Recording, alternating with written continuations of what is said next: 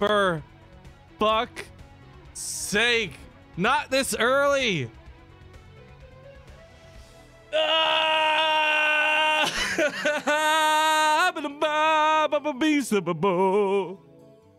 When you forget your mic.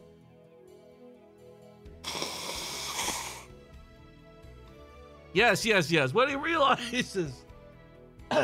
realizes it's gonna be amazing.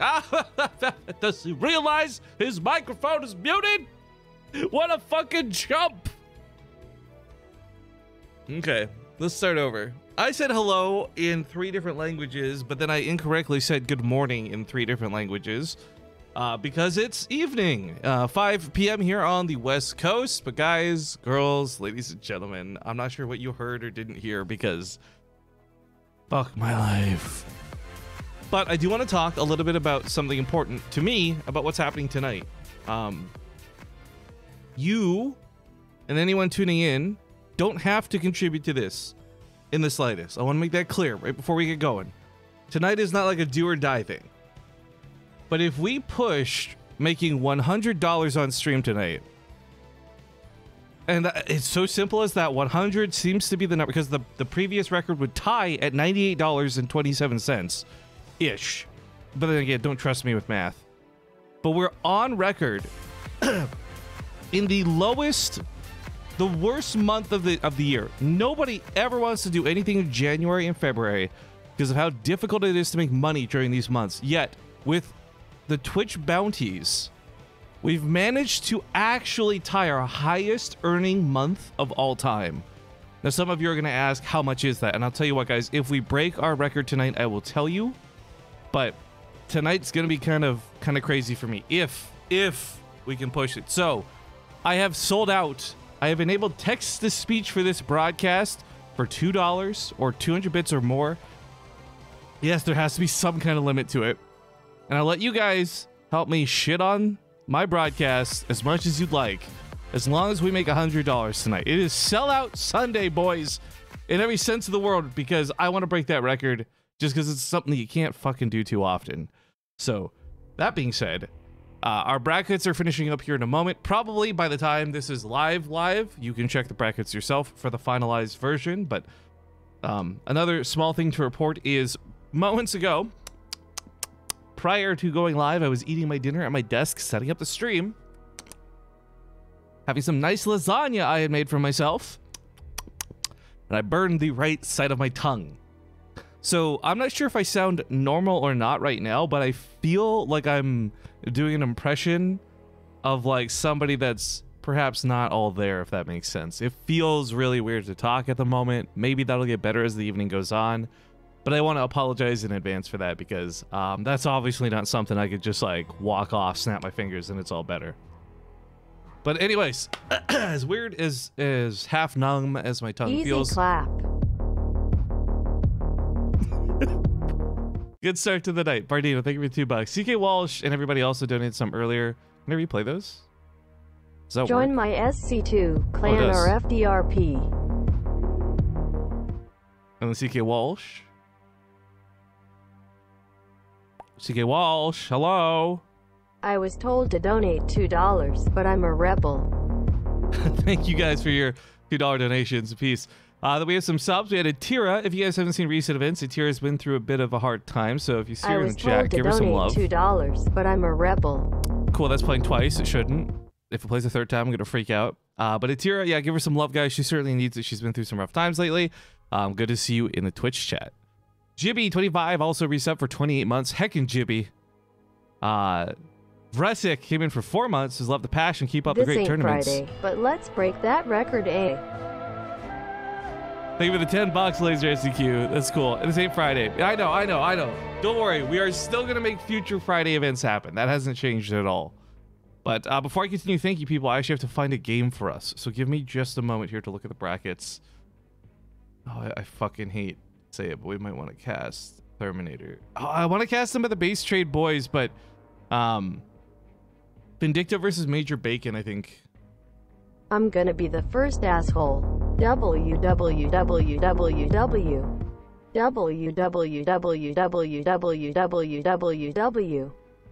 www. You know, the worst part is you guys can't see this. He didn't write the letter www. He wrote like double as in two and then U as in you over and over and over again. Fantastic. Fucking fantastic. But like I said, let me just find... I already regret this. Let me just find some players we can set up for a match here. So give me just one sec, guys. I think Vindicta and Major Bacon is the match I want to cast, because the winner goes on to fight against Kayla Baracus. And to be honest, I didn't have much thoughts about Kayla Baracus until we cast him versus Penguin. AYAYA. Did you just try and I me? But fucking it came out as AYAYA. Thank you, Hard Revenge, for the $2.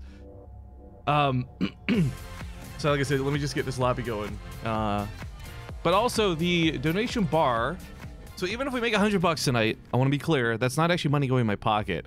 I'm gonna put any money we raise on the stream tonight towards commissioning Bailey extra. is heading towards the Terran Marine. Look out. Oh no, he has AirPods on. He can't hear you. He's got Help. AirPods on. Shut Donate the to Rifkin fuck to save the Marine before it's too late. Oh, I love that one. Aku, thank you for the brand new sub. But yeah, any of the money we raise tonight, guys, I'm going to be putting towards commissioning more emotes. So I want to be very clear, very transparent. It's $50 per emote from Dom. Yes, that's expensive, but also very worthwhile. And right now I have plans for about 5 or 6. Any extra $50 we raise, I'm just going to put towards getting another emote made. So this is stuff you guys will still benefit from in the long run. But what did Bardino's message say? I just heard the AirPods thing and said shut the fuck up. I says, oh no. Gotta watch out for that Lisenga. Also Ace 1, Ace 2. That's gonna be a problem. That triggers warty sounds and the text-to-speech. Alright, they say they're ready. It's Friday somewhere. Fuck off. Let's get into Port Alexander.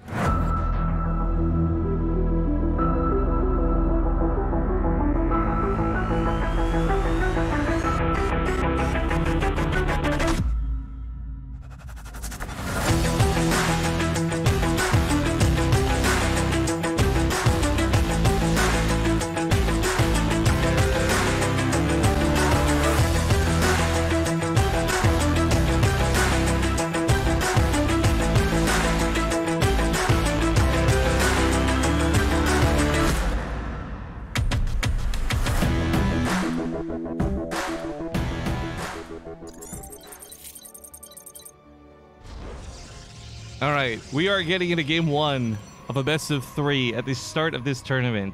Again, big thank you to everybody for tonight. I'll probably actually add that little bar thing here real quick before I forget. Browser... What did I say? That browser 4? Boom. There you go. Woo! Already most of the way there. That's cool stuff to see. But yeah, so I guess there is that 60-second stream delay, so some of your messages may or may get lost. Hopefully not during map intros. I'll try my best to avoid that happening, guys, but like this one from Singularity, I'm trying to replay on stream, but it doesn't want to, no matter how much I press it. So I'll read that out manually in a moment. Let's get these intros done first. Spotting here at the top left, we got the blue Protoss, Major Bacon. We got to see this guy last week against one of Roddy's fans. Yeah, Kappa. Is above the bottom right. Red Terran recently gained some fame through WCS. At least for me, it's Vindicta, the nuking god. ATHEO ad gamer. Fuck. I gotta change that. Like, if it's gonna play both Warty and Zombie Grub speaking while the text-to-speech goes on, like, there's got to be a way to set some delay or something. That's gonna be the most obnoxious thing of the night if that keeps up. But Singularity69 cheered 400 bits to say time to raise the minimum donation size, smiley face. And I'm sorry, I don't know why that's not replaying, even though I've tried to replay it several times. So thank you for the 400 bits, my dude. Devin Wolf also with 100. Frank Z. SC Tris, thank you for the 44 months. I left your Christmas card. I know I didn't write you about it. I'm so sorry. I'm awful at that shit, but thank you very much for it. I really appreciated it. And tell your boys said hi as well. Kindergarten Kitten, thank you for the 43 months as well. Coming to keep the stream hype and fresh. We got VIP Net, thank you for the 15 months. And Major Bacon is setting up a little bit of a cheeky thing down here on the bottom left side of the map. Proxies are not crazy. It's not unheard of, but I guess it is worth noting this is, unfortunately for him, a bit of a mismatched match. Major Bacon rocking that Diamond League as we saw last week, but Vindicta's a GM player who has competed in WCS. It's luck of the draw in the brackets. Sometimes you get unlucky, and I think in this case he did, but I love the idea of what he wants to do here. He's going to cheese him with the Twilight Council. I'm not sure if this will be Dark Shrine. I kind of hope it is. I don't think Blink or Charge or anything's going to work like that. And maybe, just maybe, fingers crossed, there's a world where Vindicta's really ill-prepared for this. Attention all BaseTradeTV gamers. Rifkin needs your help to get some emotes to do. So you can either donate 200 bits or $2 and say www. Thank you. I thought that was going to be the Fortnite thing. Like, attention gamers, Rifkin needs your help. You have to give the magic credit card numbers on your mom's credit card. Oh, and don't forget about those fun 3, like, digits on the back. Because that's like scam territory, and that wouldn't be cool. But thank you, Bardino, for the $2. Was it Zombie up doing WCS is really hitting Rifkin. He's replaced her with a robot. I know, and I've gotten desperate for cash. All the money on the channel came from Zombie Grub, guys. I made up that thing about this being a world record setter for the channel today, and realistically, I'm barely getting by. I'm not really making emotes. I'm just trying to buy food for my family. I got this little girl. Sure, she's an anime figure, but she needs love too. Ren Tosaka. Oh, God. Stop. So an interesting scout out of Vindicta. He gets up here, and this is where hubris could maybe kill a player in StarCraft too. A lot of the time, if you're playing a lower league player and you see 2 pylons, you probably don't think, oh, there's a proxy. You probably think, oh, this guy's kind of shitty. No offense. But Vindicta appears to be aware something is up, and he's taking the preparations to build a bunker. He's got a Raven on the way. 2DT's gonna walk past everything here, and once detection's out, Mom, it's really not a phase. I was born a Rattata. Oh, hello, Zergling, with the meta plays with that text-to-speech. Boy. Oh, that timing, though. The Raven spawns just in time for the DTs to get scouted. A scan went down to be safe because I don't think he was confident in his Raven timing. But regardless, he holds the initial attack. But it did have Blink as a backup. This is still all in out of Major Bacon. He's gone in to snipe the tank. I don't dislike that move, but I kind of wish he would just snipe the Raven. Then he could use his DTs to clean up the rest. There's not a scan presently available. DTs would have absolutely won in this game, I think. Like in a weird world where maybe a Diamond player beats a GM. Vampire. What is that? Rifkin is a gravy vampire? What the fuck does that mean? Food for the waifu. Food for the waifu. Thank you, Singularity.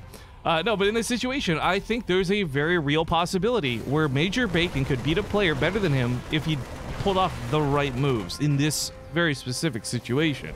Now, keep in mind, at the time of me saying that this command center had 46 energy, he was close to another scan. But my point is, without the Raven, it's not an easy mode defense, and that's maybe where you find strength. But at this point, having just held is more than enough. Vindicta's on 2 bases. Major Bacon has no prospects. He's going to take this natural, but there's realistically no natural base in his future. His best bet is just try and super break him with us all in, but I don't think it's going to happen. Banshee's now coming out. They're going to have Cloak to hold the lines. We got 1 Banshee actually heading across the map. Ow. There's some of that burnt tongue coming into action. There's nothing at home to stop this, so this is going to be GG's. On a couch, thank you for the 18 months, by the way. Is this some kind of bug? Dude, so on a couch, I don't know if you're aware, but in the new Battle for Dazar lore in World of Warcraft, there's a boss called Conclave of something. I choose you. One of the boss's names, though, is Kimball. Like the aspect of Kimball. And every time we fight him, I'm like, fucking can't kill my boy on a couch, not like this. Darl HMM, Darl HMM. This is actually $20, but won't let the total fool you. Akuma, thank you for the 18, dude. Targus coming in with the choose you joke as well. Valentine's Day is coming up. There's the GG. Vindicta takes game 1. This series, by the way, just to clarify for everybody, I know it's a bit of a one-sided. Like, Rifkin, why did you grab this one? You always talk about how even matches are the best matches in StarCraft, etc. But the reason I grabbed this is because it did look pretty promising. Round 2 would end up being Vindicta versus Caleb Arrakis. And as I kind of got into, but easily got cut off by you guys, your text-to-speech bullshit, Caleb Arrakis actually impressed me quite a bit in his show match. Well, not show match, in his King of the Hill match versus Penguin. So I think Vindicta versus Caleb Arrakis at TVZ, I think would be a lot of fun. So that's why we've picked this first match. Leads right into it. But man, I gotta give a quick shout out. Our previous runner-up, Geralt, is also playing in the bracket today. I think he's the only European. I don't see Marine Lord or anybody else at a glance. But on the top side of the bracket, we got some heavy hitters still with people like Terminator, Future, Eric, Game Time. Oh, Future Game Time semifinals is a real possibility. That would be really good, I think. There's a lot of fun matches lined up and good to go, guys. But New Repugnancy will be map 2. Luckily, you guys won't have to miss. Actually, so here's a question for y'all. And this is really for Twitch chat. So let me know, guys. I'm reading your responses. We have map intros that we normally play, but the fear is that if we do a map intro, it could possibly cut off some of that text-to-speech goodness or some of the bullshit around like being a bit silly. So my question for you is, would you prefer if I skip the intros and we just went into the game talking, or do you still want those map intros? Do you still want that really cool production and stuff? Front page pog. Wait, what? Are we on the front page? No, not for tonight! Not for tonight of all nights! All right, ladies and gentlemen, I've just gone beat red in the face because we've made a terrible mistake. We have text-to-speech on. Why does Norway have barcodes on their battleships? So they can Scandinavian. So when they get back to port, they can Scandinavian. I love that joke, no matter how many times I hear it or how many times they tell it. But if we are on the front page, hello, dear front page viewers. I hope you're having an excellent evening. We're doing some StarCraft 2. Tonight's a bit of a goof around matchup, and we'll talk about that in a moment, but let's do these intros before things get too silly. Spawning here at the top right, he is absolutely the underdog in the series. He's our blue Protoss, Major Bacon. And his opponent at the bottom left, the red Terran Vindicta, up 1-0. And I guess because we're on the front page, for those who are unaware, this matchup is the first round of the tournament. It's going to always be a little bit mismatched, but we picked this one because Vindicta, if he advances, as we predict, he'll move on to fight against a Zerg player named Caleb Arrakis. And I think those two are going to be a lot closer matched, at least, than these two, so it's going to be kind of fun. But yeah, Two roads diverge in a yellow wood. And sorry, I could not travel both and be one traveler. Why are you gonna I write? stood and looked down one as far as I could to where no, it don't been write. in He's the writing undergrowth. paragraphs at a time. Ben took the other as just as fair. CK in Walls, having we're on perhaps the front better page, claim, damn it. Don't do this to me. because it was grassy and wanted wear. Though as for that, the passing there had warned them really about the same. I don't even know what it's saying anymore. And It's both just that morning it's just equally words. lay It's like in if someone was leaves no speaking step Chinese had to me. taught in black. Oh, I kept the first for another day.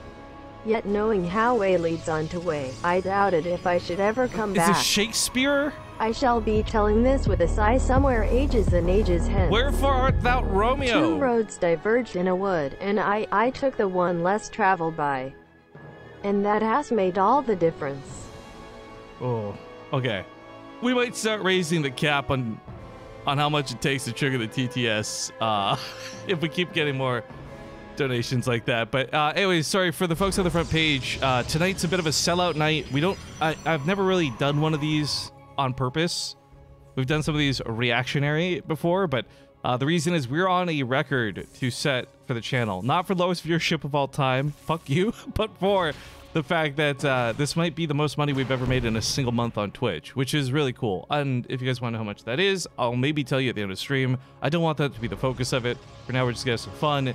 And we never, ever, ever, ever, ever, ever have text-to-speech on, but we do for tonight. I'm not trying to goad anybody here into donating. I just want to explain the situation because I did not realize we would have more than a handful of people tonight. I really thought we were going live. Yeah, it's a Sunday night. It's a last-minute cup. But that's really cool. Thank you, whoever at Twitch. Well, I think I know who made this happen, but thank you so very much. I appreciate it. But folks, going on with this, because people in chat are asking, are these guys GM? No, again, these two are not. This guy is not. This is an open tournament. Any player, any league can sign up. So Major Bacon came to compete last week. He had a really fun first round match. We got the cast. I picked him again because I recognized the name, but also he's not likely to win this as he's only in the Diamond League. But as I said, we picked this matchup not for this versus this, but for the player following So the next matchup will be, I think, a lot better. But we got some resubs coming to Dehumanizer and F7 Super Serial. Thank you guys both so much. Kaji Blue 88, sorry I missed that earlier. Rocking out that Twitch Prime sub. And we do still, by the way, have ad-free viewing on for subs. So if you're just now subbing... Drone Rush didn't work, feels bad, man. If you're just now subbing, make sure you refresh so you get those no ads tonight. But Therminator just donated $2. He was competing in the tournament. He says, I'm out. Drone Rush didn't work. Oh, darn, dude. Darn. Maybe with a little bit more micro.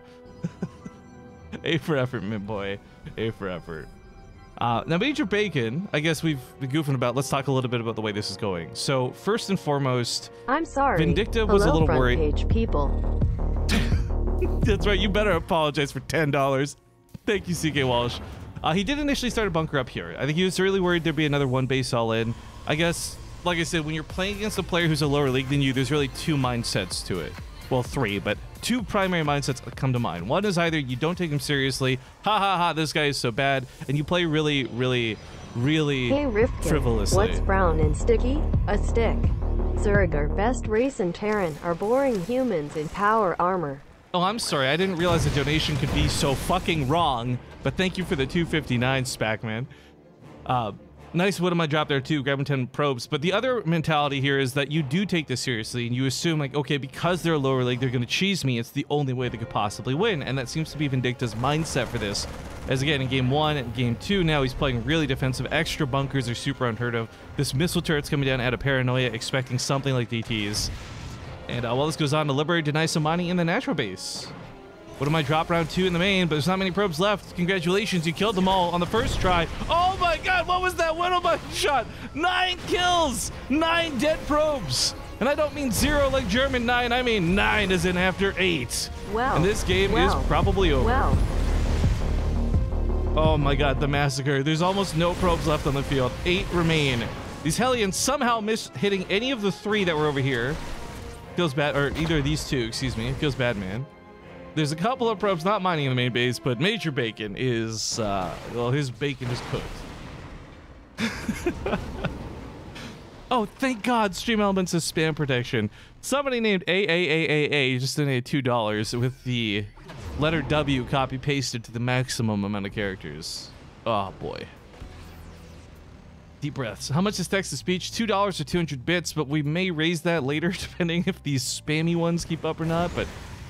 Okay, Major Bacon has pulled everything. Pulled the boys, he's pulled the sentries, he's pulled the stalkers and the zealots. Everything's coming for one last hurrah. And through the glory of battle, he shall be sent to Valhalla. He's even hallucinating some Colossus. I love this, but his opponent knows there's no Robo, so this won't matter. Yes, these look real, then he scans to show they're fake. He's not gonna break the wall. He's not gonna break the bunker. That's all she wrote. Good game, good luck. Thank you, Major Bacon, for giving us your games. But sadly, he will die. And Vindicta will move on to fight against Caleb Arrakis. And this is the matchup I've been looking for. Also, what the heck? The StarCraft Twitter just facepalmed me. Is this real life? Oh, my display capture's broken again. All right, well, that's always fun to deal with. They facepalmed TLO's response to my tweet. I've never seen an esports Twitter do that before, and now I feel really bad. But okay, Vindicta versus Caleb. I'll host that up here on year 0. I saw you guys' replies, by the way. It did look like it was pretty much like a 50-50 split in chat about doing map intros or not, so I'll just kind of pick and choose as we go, I guess, to see what maps we run the intros for or not. But Vindicta, let's invite you to game, and then let's find Caleb Arrakis. So, these guys are both Grandmaster players. Let's analyze this really quick. Come join me on the in-game scene. We'll take a look at their MMRs and see just how close they are as we creep on them real quick. Rocking 6,000. All right, 6,000 MMRs, nothing to scoff at. Caleb is rocking a little bit lower.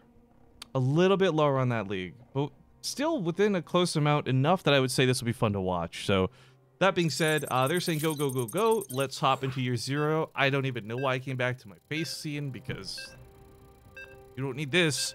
We need more of this. The Stacy Roy. Well, that's a friendly little face there in the Twitch chat.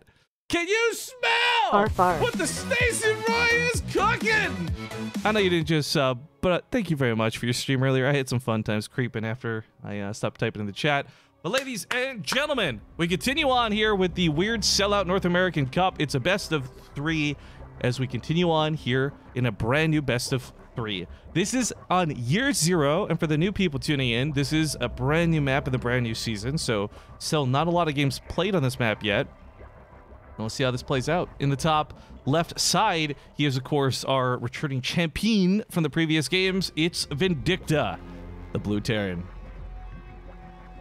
His opponent at the top right, going to be the red Zerg player, Caleb Arrakis, the new challenger, as it were. Major Bacon joins us in the Twitch chat. He says, I am BaseTradeTV's favorite diamond player. Can we get this man a sub? Major Bacon is in the Twitch chat. He's played in 2 weeks of events now. At the very least, this boy could use a sub. Someone hook this man up so he doesn't have to sit through ads and he can enjoy replay packs and all these other good, great, glorious things. Bangdoza, thank you for your Twitch Prime sub. That's so cool, dude, that you chose to once a month subscribe for free. That's right, for free to my Twitch channel or any streamer of your choosing with your Twitch Prime. Twitch Prime, of course, comes for free if you already have Amazon Prime, and if you don't know, you can connect the two over on twitchprime.com. Sorry, like I said, we're selling out today a little bit. We're actually really close to breaking the channel record already, which is really cool. But if we could set a new one and just set it higher, set that bar impossibly high to beat, that would be cool too. But SCV scouting, this isn't going to be a bit of a mismatch like before. I really want to make this clear. Both players are going to have to try hard on this one. We are, of course, already in the round of 8 for the tournament. Only the top 2 players today will get prize money. Geralt plays Jardozer, so the winner of this plays the winner of that. And I think I got a little bit of favoritism to Vindicta. Now, to be clear, I want to make this very clear to everybody watching. I am aware that Vindicta tends to have a bit of a history. Some people have claimed him. The restaurant on the moon? Great food, no atmosphere. Dad jokes are the best, but you are way better, Rifkin. Actually, I got the best dad joke I'll show you guys after this game. I rocked it hard last night. But to be clear for everybody, I know Vindicta has a bit of a history, but I've also kind of adapted this strategy that when these younger players were younger and did stupid things, it shouldn't apply to them for the rest of their career if they're willing to change. So unless I see anything suspicious or just rude or anything that's just untoward out of Vindicta, I plan to treat him as I would any other player. Here's a dad joke for you. Why do thieves prefer leather armor? Because it's made it of is hide. Literally made of hide. Yes, I love that one too. Thank you very much, the Jenkins guy and Kilo. Also, we just had Diesel gift a sub out to Major Bacon, so congratulations, Major Bacon. And thank you, Diesel, for being awesome. I'd Primer also rocked a Twitch Prime sub. Much appreciate, my dude. But yeah, silly shenanigans aside, Vindicta, okay, whatever about his past. We'll see how he plays in the games today. In WCS, though, he won me over. He had some nuke plays. He had some ridiculous plays. I kind of even tweeted, like, Vindicta might be my new favorite player.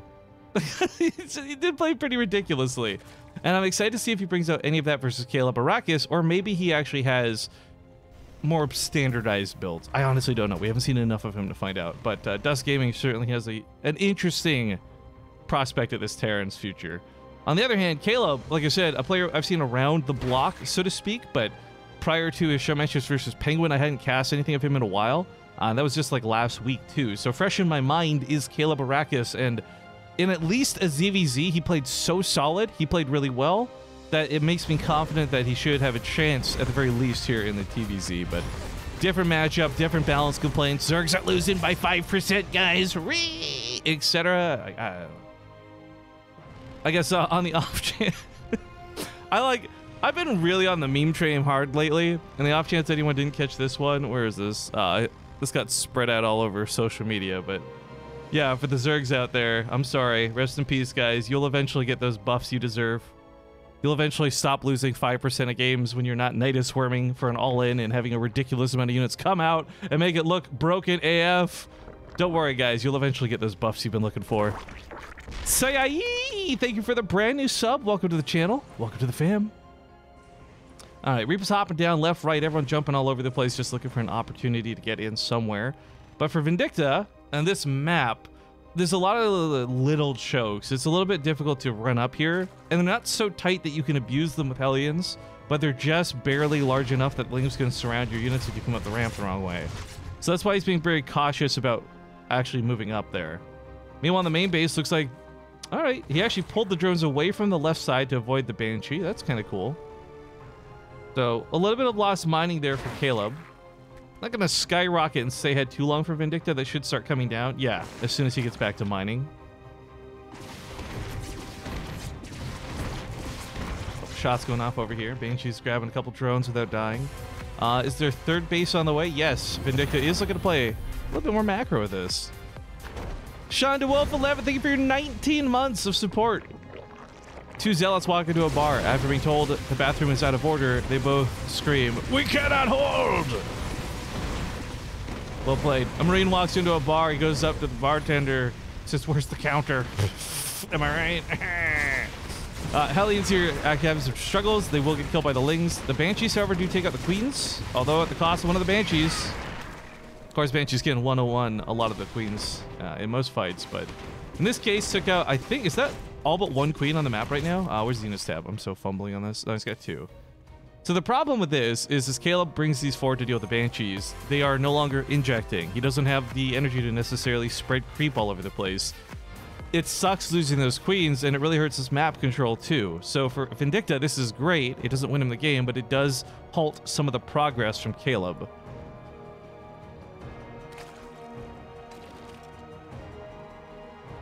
Don't you think the original creators of StarCraft would be disappointed with this game? No, I don't think so at all. Sikotulas9. At least I'm speaking from the prospect of a fan who really enjoys StarCraft 2. I know Brood War has a very different dynamic than StarCraft 2, and the elitism has driven a divide between the two games. But I think if you're a fan like myself who casually enjoyed Brood War growing up, and then really enjoyed StarCraft 2 as an adult, I don't think you would see a divide. So realistically, I'm disappointed in the people who think the original makers of the game would be disappointed in StarCraft 2. But that's not you, right, buddy? Akuma just gifted a sub out to Myrol. Thank you very much for that. Seabass as well coming in. I hate fish, but I love you. Thank you for the 2 months. I was cooking the other day when I ran out of spices. I went over to the store and got everything. So dumb. Back home, I realized that I missed one thing. But I had plans soon. I don't know what happened to the time. So RIFE. A Templar comes back to base with a terrified look on his face. The zealot asks what happened. You look like you've seen a ghost. Oh man, so dumb, so good. I love it.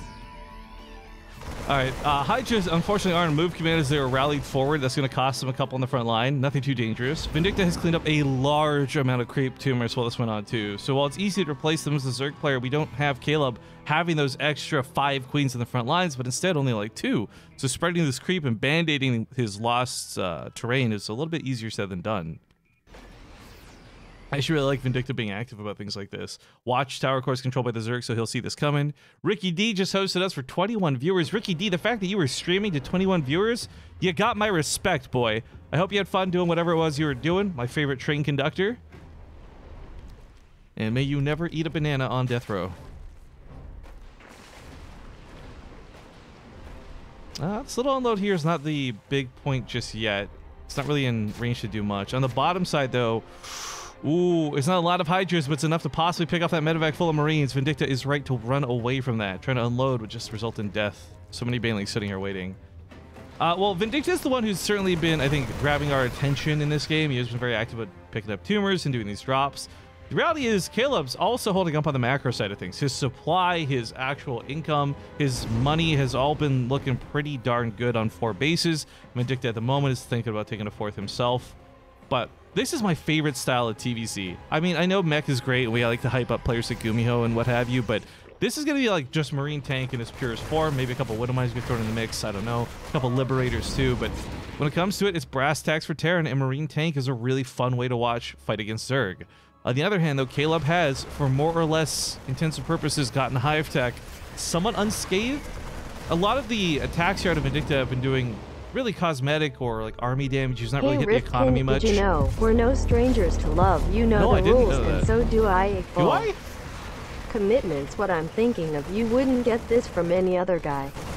Never gonna give I you up. just want to tell you how I'm feeling. Gotta make you understand. Never gonna give you up. Never gonna let you down. Never gonna run around in desert. You never gonna make you cry. Never gonna say goodbye. Never gonna tell a lie and hurt you. I tell you what, we get one more of these We've stupid long donations, so and I'm heart's upping the aching, required but limit. You're too shy to say. $2 is too low for paragraphs at a time, guys. We both know what's been going on. We know the game, and we're gonna play it in. If you ask me how I'm feeling, don't tell me you're too blind to see. God damn it, Jimmy. Thank you very much for the sub and the Fed 108. Fight's looking to come up soon. This is getting really tough now, actually, because before Vindicta was just harassing with minor amounts of Marines, and it really wasn't too threatening. Now we're at the stage of the game where there's a lot of army for both, and unfortunately those tanks were not set up ahead of time. He's going to try and focus fire down the banelings, take away the power from the Zerg so the Marines can push through. Make no mistake, this is enough Marines to fight the ground forces of Hydras and Lings, but not if there's a bunch of banelings that could possibly catch them. And unfortunately with Marines, you're spending so much time running away from the banelings, you're not doing the damage, so you still lose out if there's banelings in play, even if they're not getting amazing hits. Losing so many tanks in the front line too, that's like what, 3 or 4 that just got picked off. That's kind of costly because I don't think he's on 2 factory production at the moment. I think it's still just 1. Oh no, he does have a second factory. Excuse me, he's just not building from it. But getting that second factory production is really difficult to do. So expensive, so costly. But as they start maxing out, now they can start thinking about how to spend their money. Both players on the way to 3-3. Drop in the main base. Gonna pick up maybe a macro hatchery at this rate. A couple of the queens at the very least. Unfortunately, because Caleb is maxed out, he can't build any Zerglings at home to defend this. He's going to have to actually bring army back, but of course, he can't do that. There's an attack over here towards the other base, and these tanks are set up to defend it very well. Caleb's actually just going to take a loss. Oh, actually, I mean, it does get cleaned up. Didn't see those Hydras running back, but the hatchery here still goes down. Control of the map also looking pretty good, too, as this is a great spot to siege up and move forward. You want to control the ramp of your opponent's natural base. But Caleb's setting up for what looks like a secondary attack elsewhere on the map. I'm not sure if this will be a run-by or if this is going to try and pincer the tanks up here. Tanks are... The worst fight a tank can take is if they're getting attacked from 2 different angles, but the Lings are just going to run by instead. Vindicta doesn't have his wall up, but he's got a tank and a hell of a lot of Marines. I don't think this is going to break through. They can get a kill on this command center, though. This 400 minerals out the door for Vindicta. Moves up the ramp, but a little too boldly. There's a lot of Bailey's waiting for him. And even off of Grape, he's sliding and slamming into these Marines' DMs. He does take out some of the tanks, though. Blinding Cloud was really nice on that right side. I don't think he expected the ones on the left. While this goes on, though, Vindicta is still being very active. Down here in the bottom right, picking up 16 plus drone kills. Oh, Caleb got caught off guard by this. I don't know how you didn't see this coming. I didn't see this coming either, but he loses the hatchery. Another base goes down. That is 2 hatcheries within the time span of 5 minutes and possibly a third. I mean, this is a macro hatchery, let's be honest. It's not that important. It's just larva, but still. Great attacks out of our blue Terran. Now he's going to set a siege up over here on the low ground to cover his shop up here on the high ground. Love this move, but he's not going to be able to unload so easily. Realizing this, though, he's starting to stutter those Marines back. A lot of the Lings now gone. Hydras come in. Now he's got to get out of there and support his tanks. The tanks get caught off guard on the low ground. Caleb fighting back, gets some good kills, and holds the attack on the main. One of the fearful things for him, of course, is because he does have so much of the map under his control, he's also very spread out. And it's not going to be easy responding to the south and the north simultaneously. And that's a really smart tactic out of Vindicta. That's why he's splitting his forces like this.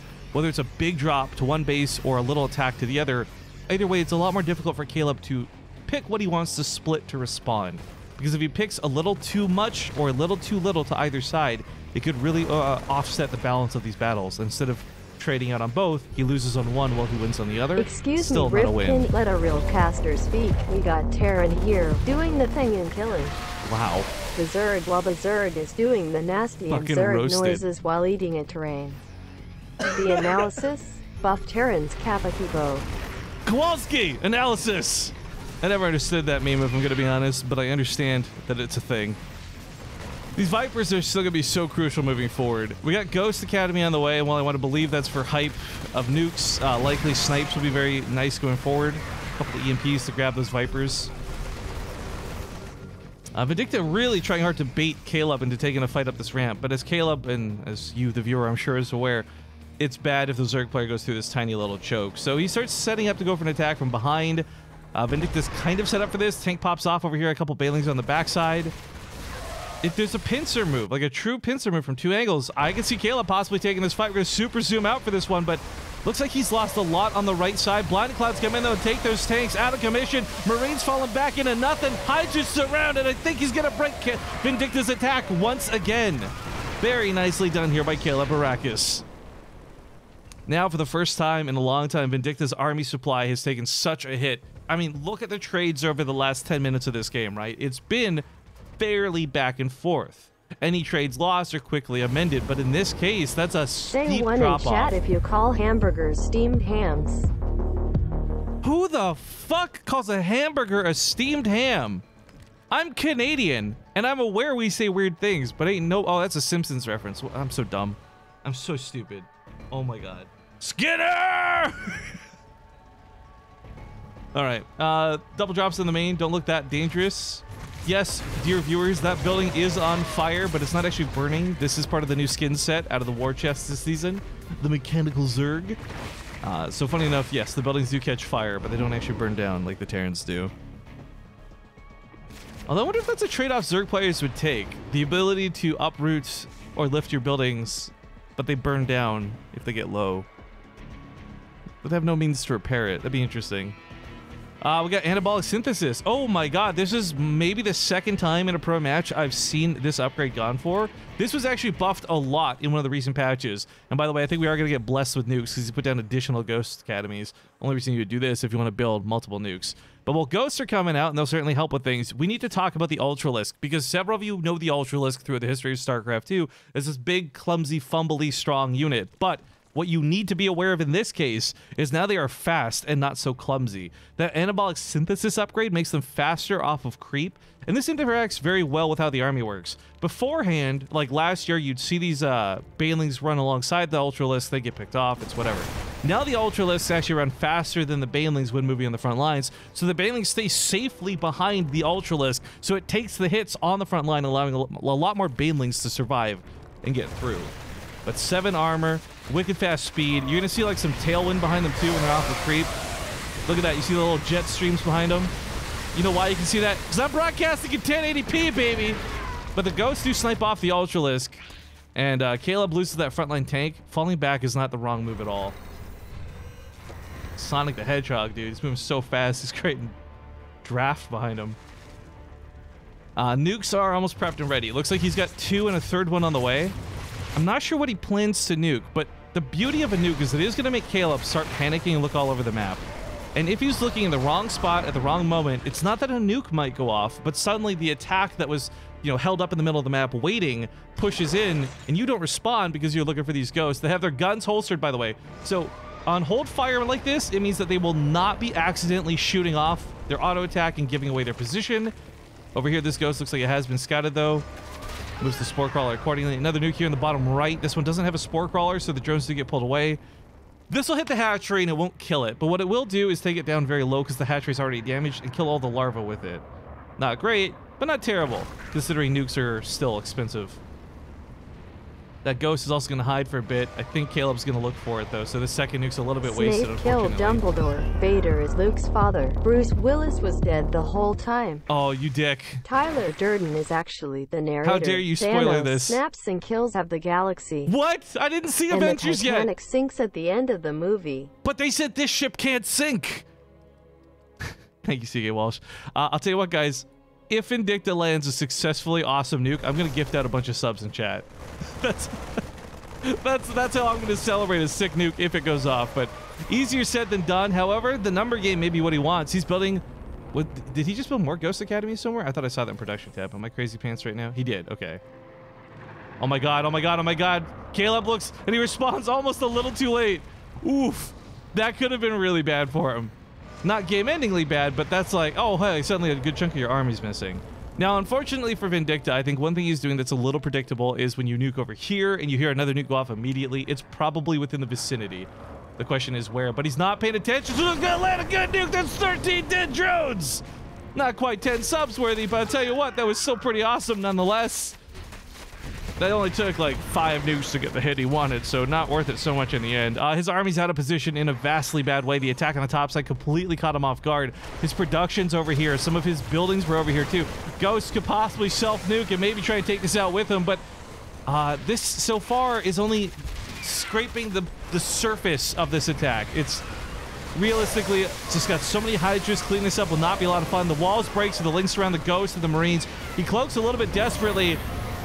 But where's that army come home? No, it's gone across the map. It's pushing even further. He's gone beyond. And he is going to self-nuke. Okay, this is interesting. It's a kamikaze move for sure, but if this hits, it's worth it because it stops the attack where he would otherwise not be able to. So, oh, gets the good hit, takes out the Hydras. Now it's just links. That's an easy hold. Meanwhile, on the other side of the map, he knocks down a hatchery. More nukes coming down, but this one gets pulled away. This is our 7th nuke, I believe, over the course of this game. That's 8. Oh, yeah, they count it for you, too. Hey, I didn't even have to guess. Oh, my God. Wait, if you click it, it shows you where the nuke is? Today I learned. Of course, that's only for the observers, guys, but, well, maybe he nukes a hatchery, and that's kind of cool. He still has to defend his main army, which is getting wrecked. Shrek'd and decked. Tanks going down. Marines and Marauders almost out of juice. No medevacs to heal these units up, and having lost that base, there doesn't seem to be a lot of recovery for Vindicta. So, well, this guy, I'm on the hype train for him killing a lot of things with nukes, and I absolutely love seeing nukes in a game of StarCraft 2. Oh, my God, one more here. One more here. We'll kill the hatchery. He's gone elsewhere with it, though. There's nowhere else to really nuke. All these other bases are out of drones. Actually, on that note, Caleb Arrakis' income is not looking that good. I had not considered that over the course of this time, he's actually mined out these other bases. So he's not really on 6 base economy. He's on like barely 2. Another nuke gonna land. Of course, if you're a Zerg player, what you do get to see is this little red laser pointer. It's kind of hard to see, especially if you're red, but oh no. Wait a minute, wait a minute, wait a minute, wait a minute. No way. Okay. Okay, he sees it. He pulls away at the last second. Grabs an infester. Not a bad pickoff with that nuke, to be honest. But still, my God, that was close and dangerous to the F. But I tell you what, we've had enough good nukes in this game that I am going to gift away some subs after the game is done. I can't tab out and do it right this second because that was so cool. I love watching some nukes. This is nuke number like 10. Oh my God, I can't even count it anymore. Drones get pulled away though. He knows exactly what's going on. I think what would be really good for Vindicta is if he double nukes. Like, okay, you put one in the obvious spot, you put one in the little bit of back, or you nuke down here in the bottom right while you nuke in the top left. Kind of like this. Because the problem so far is that, like, Caleb sees these coming. He's able to look around and respond to 1 at a time. I don't know if he would necessarily respond to 2 at a time. Nukes do a little bit of extra damage to buildings, but that's like on the outer ring of the explosion radius, so not gonna kill that hatchery. I really wish he had been able to take out this base though. I think the money he spent in a nuke would have been worth killing this base in the bottom right, primarily because this was a very important mining base for gas more than minerals. However, Caleb Arrakis has had time to almost mine out all the minerals now, and of course, most of the gas. So a missed opportunity to be certain there. Continuing to invest in more nukes though. Hydras go for another attack. Units are a little bit on the low side for Vindicta. He's got a good split over here. He's gonna attack up here on the top. He wants to dive that hatchery. Not gonna be worth it for him though. 28 drones oversaturate this base, but he can't kill a single one of them right now. And by the way, I told you guys this would be the good match we were waiting for. No offense to Major Bacon. Thank you again for playing, but this is why I picked this one. Vindicta has been exciting and fun to watch, even if he's going to lose this game, which, by the way, I can't even say for certain he will. Because what's been interesting is while he's been taking really bad trades with his armies, look at the resources lost to reflect that, he has ultimately had better money for such a long time. I love watching nukes. Has to be the most American sentence ever said, says Nan DNN in the chat. However, I am Canadian, so pick and choose how you'd like to interpret that. That's an Aurora Borealis. Terminator, shut up. This nuke's gonna hit. That's gonna be a good few drones dead. This will be a Mad Max scene after Vindicta's nuclear Armageddon. Yeah, well, fun fact, you guys don't know this, Mad Max happened because Vindicta nuked the world. This nuke's gonna be great, finally knocking down that hatchery, maybe grab a couple more drone kills. Fungal's over here on the left side, gonna ensure this drop gets killed, but while he's looking around elsewhere, is he responding in the bottom right? A little bit late, the Overseer's flying to the nuke, it doesn't land! Oh, he saves it the last second, but this hatchery is likely to die next. Again, I love these sneaky, cheeky little ghosts.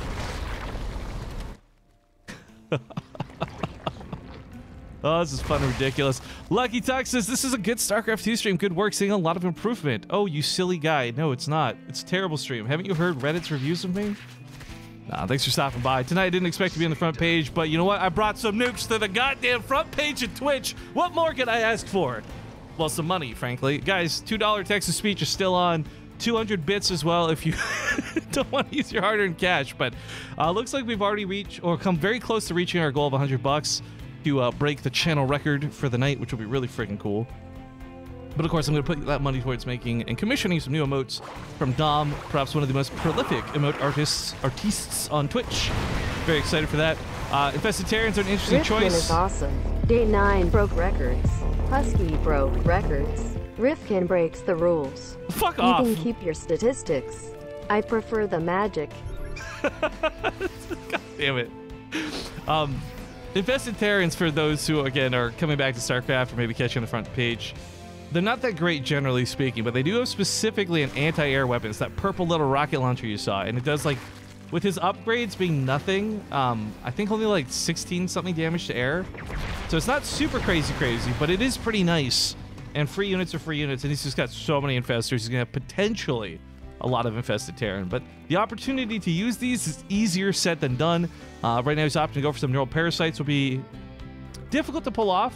A lot of range here. You know, you set up these liberators, these tanks. Getting infestors in range to use them is going to be difficult. Not to mention, you got to dodge the potential EMPs out of these ghosts.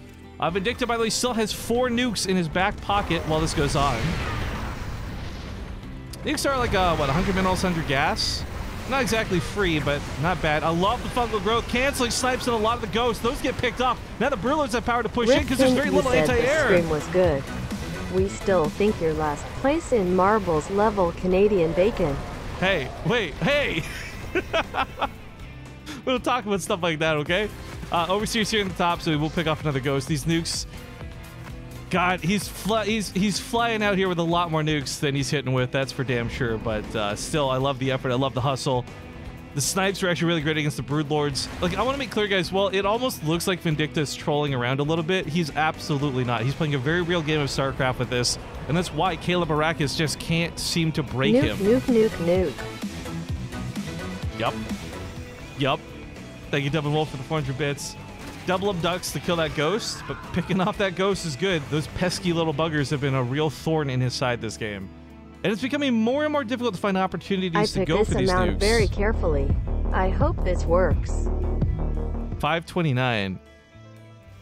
Does that put us at $99.99? You are such a cuck, dude. Have to get over $100. Hell yeah! Thank you, N3A Power, for breaking CK Walsh's dick move. I really appreciate that. Spore Crawlers walk very brazenly to the front line. The reason that they were able to do that is because most of the army was segmented to the north. No Banelings with this fight, mostly just Hydras and Lings. Not something he necessarily wants to fight. Now the Banelings rolling a little bit late to the party. Vindicta doesn't see this, though. He pulls away. No, he doesn't. He's busy fighting on the bottom side of the map. And he's losing out on both fronts. Vindicta might finally be on his way to defeat this game. Sorry, I'm starting to lose my ability to speak. This is a long game of StarCraft 2. Back in the day, an hour game of StarCraft 2 was long. Nowadays, 30 minutes is going the distance. And these guys went 28 minutes and 30 seconds. Hype B to Caleb Arrakis as he does win victory here for game 1. And we pass our goal, which is awesome, which means we have broken a channel record today, which is sick. Let's continue pushing that higher and higher and making it even more difficult to re-break the next time around. But it's going to be the map selection now of Vindicta. Caleb Arrakis does have one veto in his pocket should he choose to use it, but for now we're going to hop into King's Cove and see how that goes. So 1 second here while I host this up. For the many of you who are... Thank you guys so much.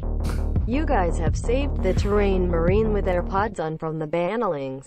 Really? You got that reference still going? For constantly shouting at him because he was listening to Rifkin's stream on full volume. Let's get those emotes, baby. Love Bardino. I love Bardino too. Thank you for the donation, dude. N3A Power coming in for 11 months. Brett Thorley, thank you for the 37. Shadow Be Me, thank you for 21. And I'm probably missing a lot of these guys. That game was ridiculous. I also promised you guys some gifted subs in the chat, so let me do that really quick. One that gifting subs because I said I would. Which is sick. Let's continue pushing that higher and higher and make echo. Yeah, there's a 60-second stream delay if you guys aren't aware. But yeah, So here's my reaction. I'll show you guys here in the in-game chat while I do this. Gift subs community. We'll gift out 10 subs, guys. We can gift out 10 subs at random. If you get this sub, congratulations. But yeah, down here, I said once I gift you some subs because I said I would if the nukes landed, and Vindicta's response to it. All right, ready, guys? If they're ready, we'll just hop into it. I'm tabbed out, walking and talking. Here's to try and gift out some subs. Booyakasha! Congratulations to anybody who just got a sub gifted to you. Enjoy your ad-free viewing experience. I must remind you, however, that you do need to refresh the stream. If you're watching and gifted a sub, it doesn't automatically apply. You have to refresh so Twitch recognizes you as a subscriber. Once you do that, you'll no longer get ads while you're watching the channel. Or you shouldn't, at least. But we've heard reports of a couple of bugs now and again, so... However it do is what it do. But ladies and gentlemen, game number 2. Spawning here in the top left side of the map. He's down a game at the moment, but we'll watch him fight back. In the top, we have Vindicta. And spawning here at the bottom right side of the map, we have the red Zerg player. It's Caleb Arrakis. A very long-fought battle for game 1. It was difficult, to say the least. He took some nukes to the chin, but ultimately did defeat Vindicta. As I said as well, guys, Vindicta is like, what, 400 MMR? 350 something MMR higher than Caleb? So there was a little bit of favoritism to our Terran player possibly in this series, but also, as I said, 350 MMR is nothing you can't overcome, and Caleb did just that. Oh boy, I just realized my own subs are cucking out some of these other donations that came in. Thank you in advance to CK Walsh. Anna Dite, thank you for the 49 months. And N3 Power just gifted a sub to Zelane. Captain Snokes. Oh no. Captain Snokes, thank you for the Twitch Prime sub. If any of you guys do want a subscription and you didn't get lucky enough to get one gifted to you, we actually have a sub gifting channel set up on our Discord. In fact, I believe Hello Zergling had mentioned he wanted to specifically gift out some subs to people later tonight. So whether he or other generous sons of guns are around, the best way to get a sub, other than dumb blind luck, is to just simply ask for it. But if you ask for it in Twitch chat, what are you talking people about? miss the messages. I was being nice. I was letting someone else break the $100 mark and feel good. I am hurt and demand an apology. Cheeky smiley face. You will get no such... Wait, what? First off, you will get no such thing, but he wrote the :P emote, and the thing just read that as cheeky smiley face. I'm gonna have to remember that. But anyways, the reason I bring this up is also to get you guys maybe on our Discord server, !Discord in the chat for that link. Anybody's able to join. Most of our server is not subscriber gated, but things like replay packs and sub-only channels are subscriber gated. But that being said, you can access our sub gifting channel. Just ask very kindly, hey, can I get a sub? And you might just get a sub. What is this one? N3 Power just gifted a sub to Rifkin Braids Neuro's hair. What? Renault for sure, thank you for the 7 months, and N3 Power, thank you for 300 more bits, dude. Actually, all these little bits and donations are adding up here very quickly. Thank you guys again so much. There's a proxy hatchery I should talk about. I didn't even catch this. I was so busy looking at the Streamlabs getting caught up, but Caleb Arrakis is taking a proxy hatchery in a beyond unlikely location. It's in such a spot that it shouldn't get scouted, but with this one Marine where it is, he'll see the creep spreading from it. But here's the question. What does this do for you as the Zerg player? Faster roaches across the map into slightly faster Ravagers? Then I guess you try and corrosive bile blast. There's no bunkers. This might work out. I say with a question mark, but I really honestly don't know. This is such a Bly-esque move. Nobody really does things like this. I love the idea behind it, but Caleb, I guess when you're up 1-0 in a series, you can kind of get away with whatever you'd like to try. Cheeky smile. I hate anime. God. I'm sick of your weeb memes in the Twitch chat, guys. I'm never gonna watch your Japanese cartoons. You can't make me. So please stop making references to them. The only Japanese thing I want to see is some sushi. Can you interrupt and stop a text-to-speech? No, I can't. I can mute it and it'll like play out without you guys hearing it, but that's all I can do. Okay, here's the bust I was talking about. Normally, if this is done classically at home, you get a scout off, you build a bunker, and then this is an easy hold. But the proxy hatchery appears to be working out, so to speak. A Marauder was made. We got concussive shells coming up next. That'll help deal with this a little bit, but no bunker, no easy mode defense. Had Vindicta seen this earlier, I guarantee you guys, with how defensive we saw him play in the previous series, we would have seen a bunker come down. No question about it. But in this case, we actually see some really good micro making up for the lack of the element of surprise here by grabbing a couple of these Marauders, keeping them alive. He is losing out on SCVs, but I think Vindicta has to know in the back of his mind the fact that his opponent built a hatchery over here and is all-inning. He's not going to have a lot of workers back on his side of the field. He can lose some SCVs. Micro with the medevac, keeping those Marauders healthy. Hellbats wash off the Zerglings. He's almost held the attack. And once he holds this, there's almost nothing to stop a counter.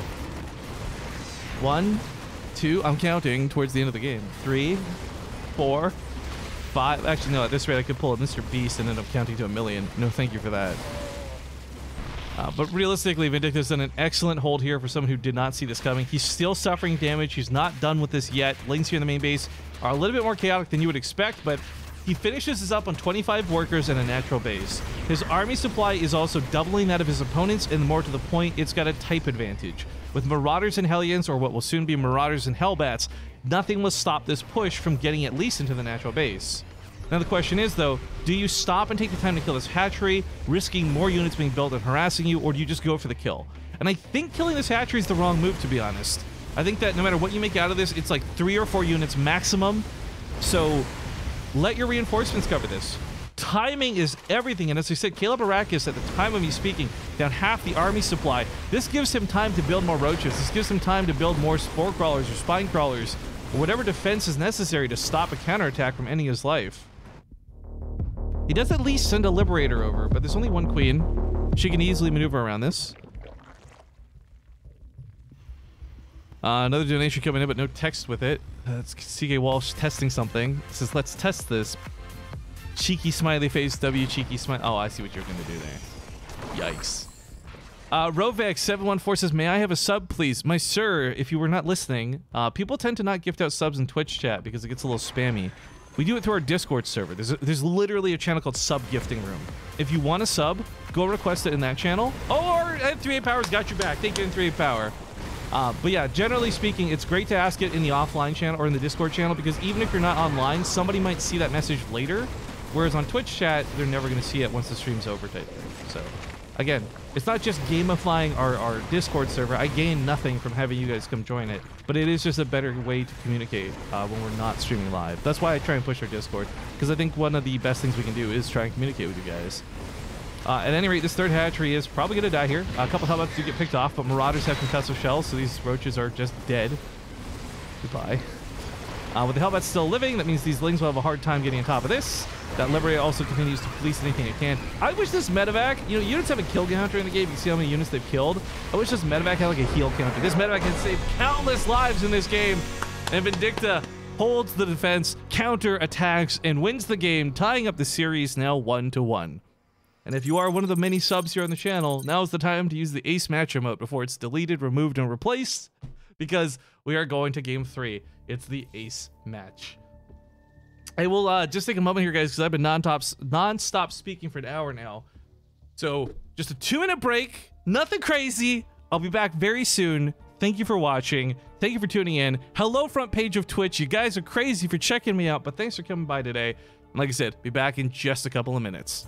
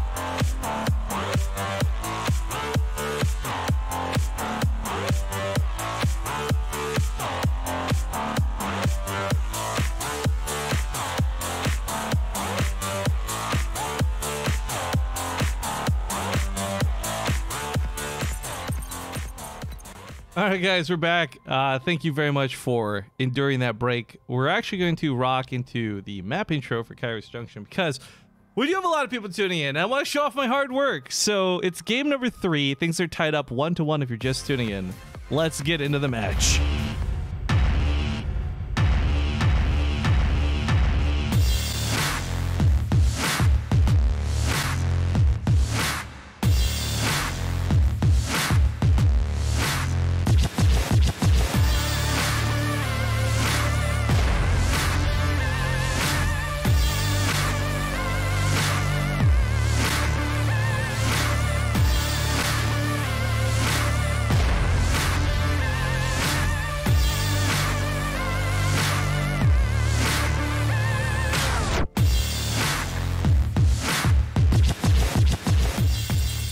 I love seeing some of this big love in the Twitch chat. Kuma and others continue to gift out subs with an N3A power.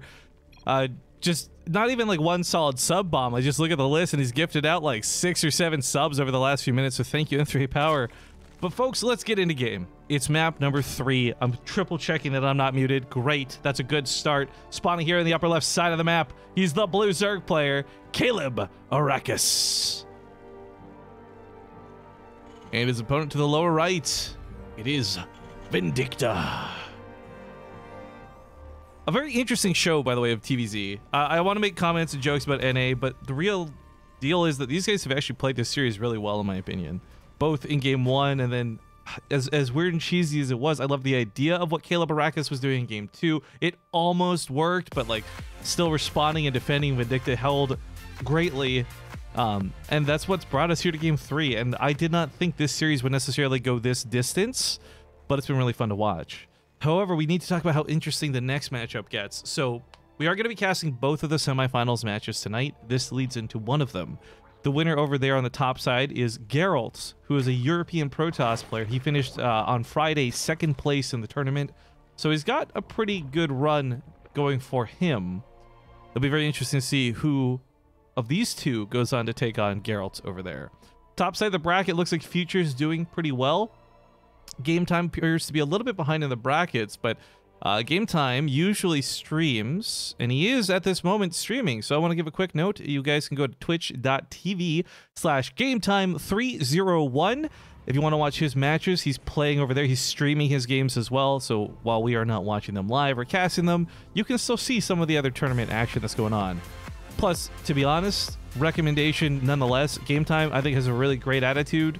He's a handsome-looking dude. He rocks a green screen, and he tries hard when he streams. I really like him. So you guys should definitely check out his stream. Again, that's twitch.tv/GameTime301. I know he's not one of the players we're currently casting, but you get a little bit of extra StarCraft 2 for the same tournament.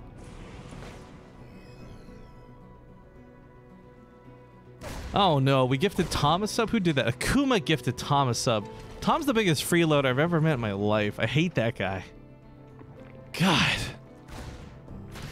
Thanks, Akuma, for giving me money, I guess. Ugh. Oh, Jeebus and Grumpy Gills, thank you for the 10 months. And Simf, thank you for the 25. Am I cool now, he asks? No. No, definitely not. You like StarCraft, you're a big loser. Actually, I know a lot of people get really excited about the viewership tonight, and I am too. I don't know if you can hear the smile on my face or not, but I should make clear, folks, this is entirely thanks to the front page of Twitch. When we were live Friday at this time zone, we had like a very small, embarrassing percentage of viewers tuning in for that.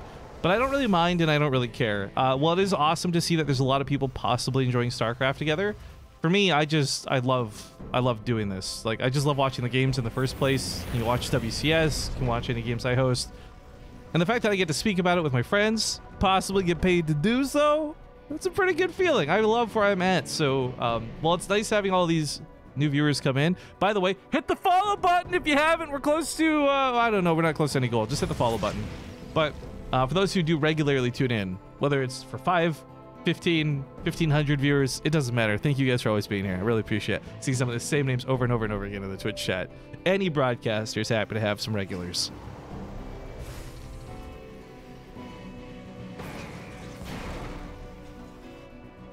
We can take that back if you want.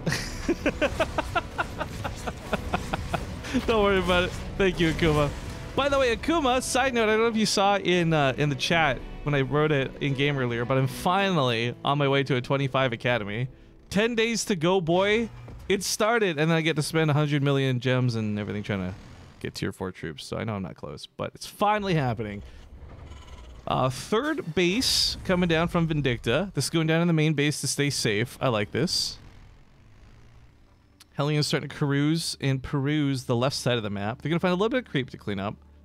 Kairos Junction is a pretty standard map. Like, for those who don't follow tournaments too closely, you will notice 9 times out of 10, given most veto systems, Kairos Junction will almost always be the first map in a best of series. And if it's not the first map, it's usually the second map. Like, it's just such an agreed upon okay map. Nobody vetoes this, nobody hates it, everybody plays on it. So what's great about that for me to bring up isn't just like, hey guys, here's a fun fact because nothing's going on. But it is worth highlighting there is no clear advantage for a race on this map. Nobody is distinctly, like, you watch maps like Stasis from last season. That was so Terran favored, it was broken that they actually removed it from the map pool, right? So you get a map like Kairos Junction, it survived a whole season and then some, and it's looking pretty balanced. Makes me a happy camper, but oh my god. Folks, something crazy is happening. We got factories coming down. So it's going to be mech here in game 3. Vindicta really I prefer round numbers. Me too. Vindicta really just, I think, trying to show off, which is great. I've already told you guys I really like playing this player after watching him in WCS. I hope we see more of him on the channel, whether it's open tournaments like this or otherwise. Geltamont says, ever thought about getting a co-caster, or do you feel comfortable doing this solo? To be honest, it's a mix. I'm doing this solo tonight because some of the casts we've been doing lately have just been kind of like, I got nothing else to do tonight. Why not host some StarCraft, right? Like, for me, again, to be clear, I love this game to a stupid degree where it's actually probably holding me back in my career, and that's fine, whatever. I love doing StarCraft, so when I have a co-caster, it's something you have to plan in advance. For cups like this, we announced it this morning, we put the signups today. It's not something I can really find time to arrange somebody for. But if you are and become a regular viewer of the channel, I have other people join me all the time. I had Zomgrub join me for the Ting Open Finals, Roddy, DeMuslim, Snoot, X-Pros, and current casters all joining me for the round of 16, round of 8. It's always a mix. So sometimes it's me solo. To be honest, if there's more of me solo, it's just because I'm trying to stream more. But to be honest, I do prefer co-casters when and where I can. Also, oh my god, guys, I'm so embarrassed right now. I got like the biggest blushy face. My biggest gay crush in the universe is in the Twitch chat. Quezzy is here. Hi, Quezzy. Don't go to Quezzy's channel. Whatever you do, don't go to Quezzy's Twitch channel. Don't check her out. She's gonna ruin the way you think about people. It's dangerous.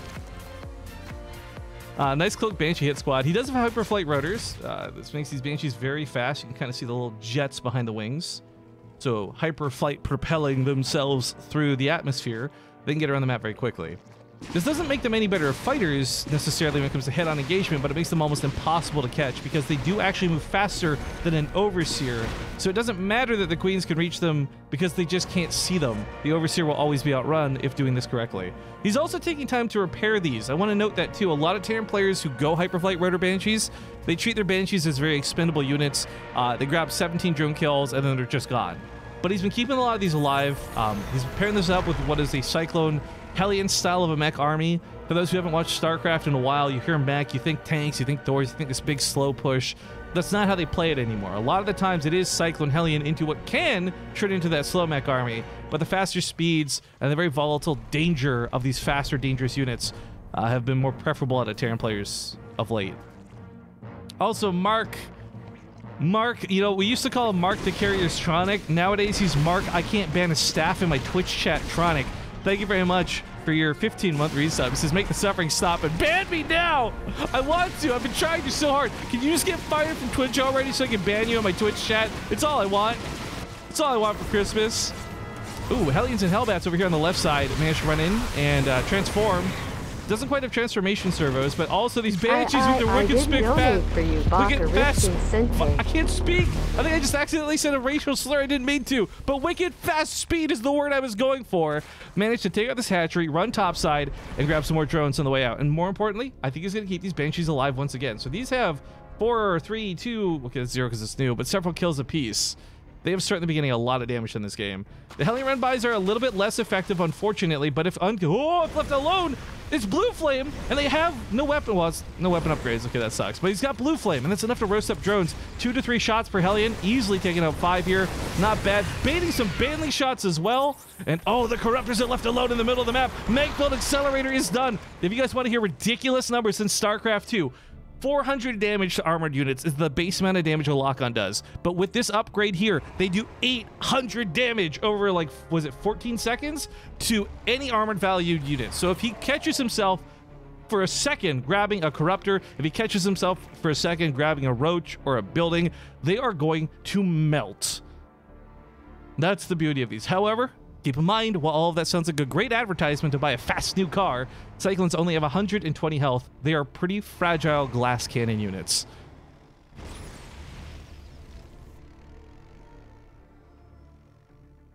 On the right side, he's setting up another command center too. I think he wants to keep expanding. It's kind of tough when you play mech like this. Your buildings alone cost gas, which makes them very expensive and hard to produce a lot of. Furthered by the fact that all the units themselves are fairly expensive too, it's not easy replacing these armies that go down if he takes a bad fight.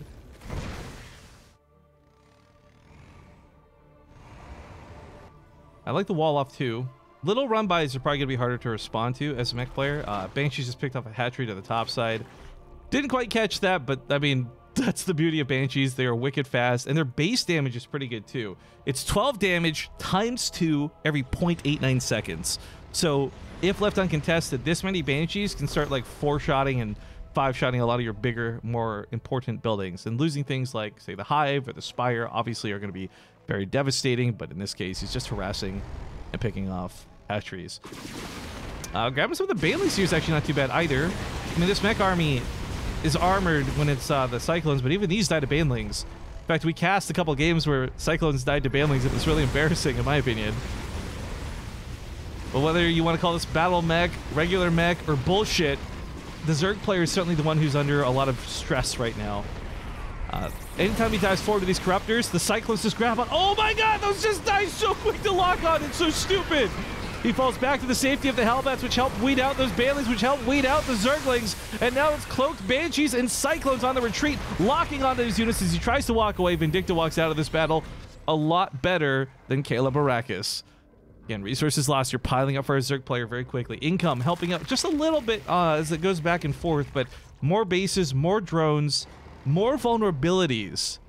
And that's where this game gets really tough for Caleb Arrakis. Fighting off Vindicta, you know, when you have a drop, like 8 Marines and a medevac hit your main base, you can pick that off pretty easily with a small responsive units. But what Vindicta is doing here with his Cyclones and his Hellions, these are no small threats. You can't undervalue your response to these, and taking a head-on fight is not what Cyclones are made to do. Grabbing on for a lock-on, kiting around, dodging the corrosive piles. Very nicely done. I do want to note, though, that even though these are not armored units and Ravagers take, I guess, literally half the damage from a Cyclone as anything else would, they're still kind of low health units themselves at 120 health. Both players taking hard fights. I love the Liberator setup here, but Corrosive Piles knock him out of the sky. Cyclones looking for those lock-ons. Caleb Arrakis starting to run out of steam, and Vindicta, is he going to make this happen? He's so close to breaking his Zerg opponent right now. Caleb is down to almost half the army supply. He's got more Corruptors on the way, but those are just going to die to lock-ons. These Cyclones look ridiculous, folks, but I think that might just be all she wrote. Banshee's still alive from earlier. Tanks doing nothing in the back lines. Corralled behind the mineral lines. Vindicta pushing his opponent into the corner of the map as literally as possible. There's the well-played GG. Vindicta takes the series with a very solid 2-1. and advances in the brackets.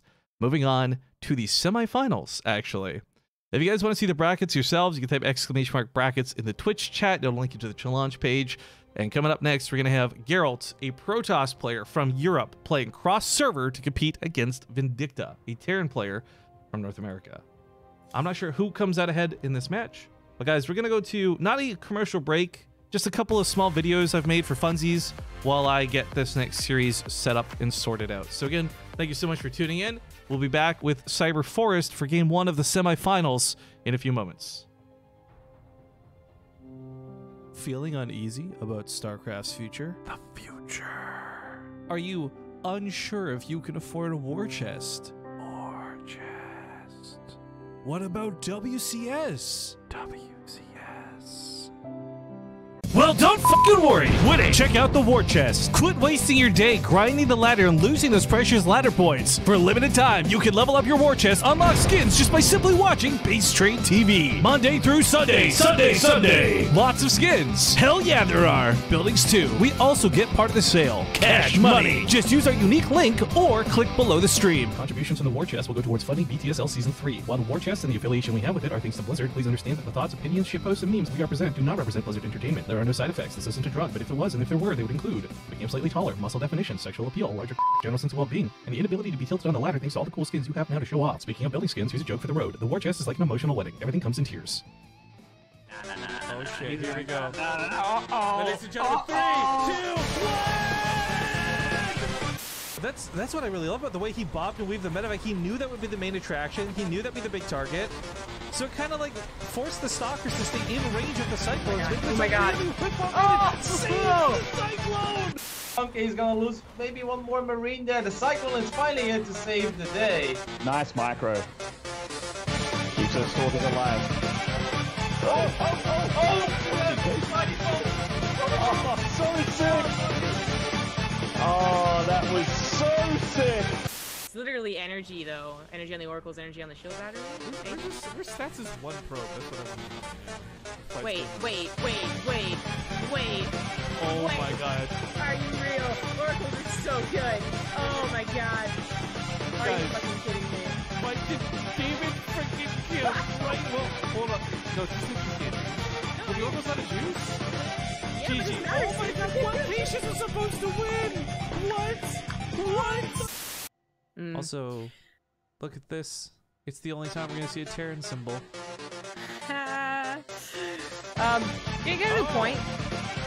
Oh! Brilliant, actually. It's pretty much, yeah, I think this should have been obvious. I think. Once 3-3 kicks in, he might have an easier time, but the fact that there's constant backstab here is just going to be so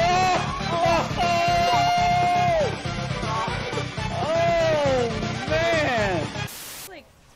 All right, folks, getting the highlight reel there short a little bit because we are in the lobby and good to go. Ready when you guys are. We got Cyber Forest coming up. Game 1, it's the semifinals. The winner of this moves on to compete for the cash prize tonight.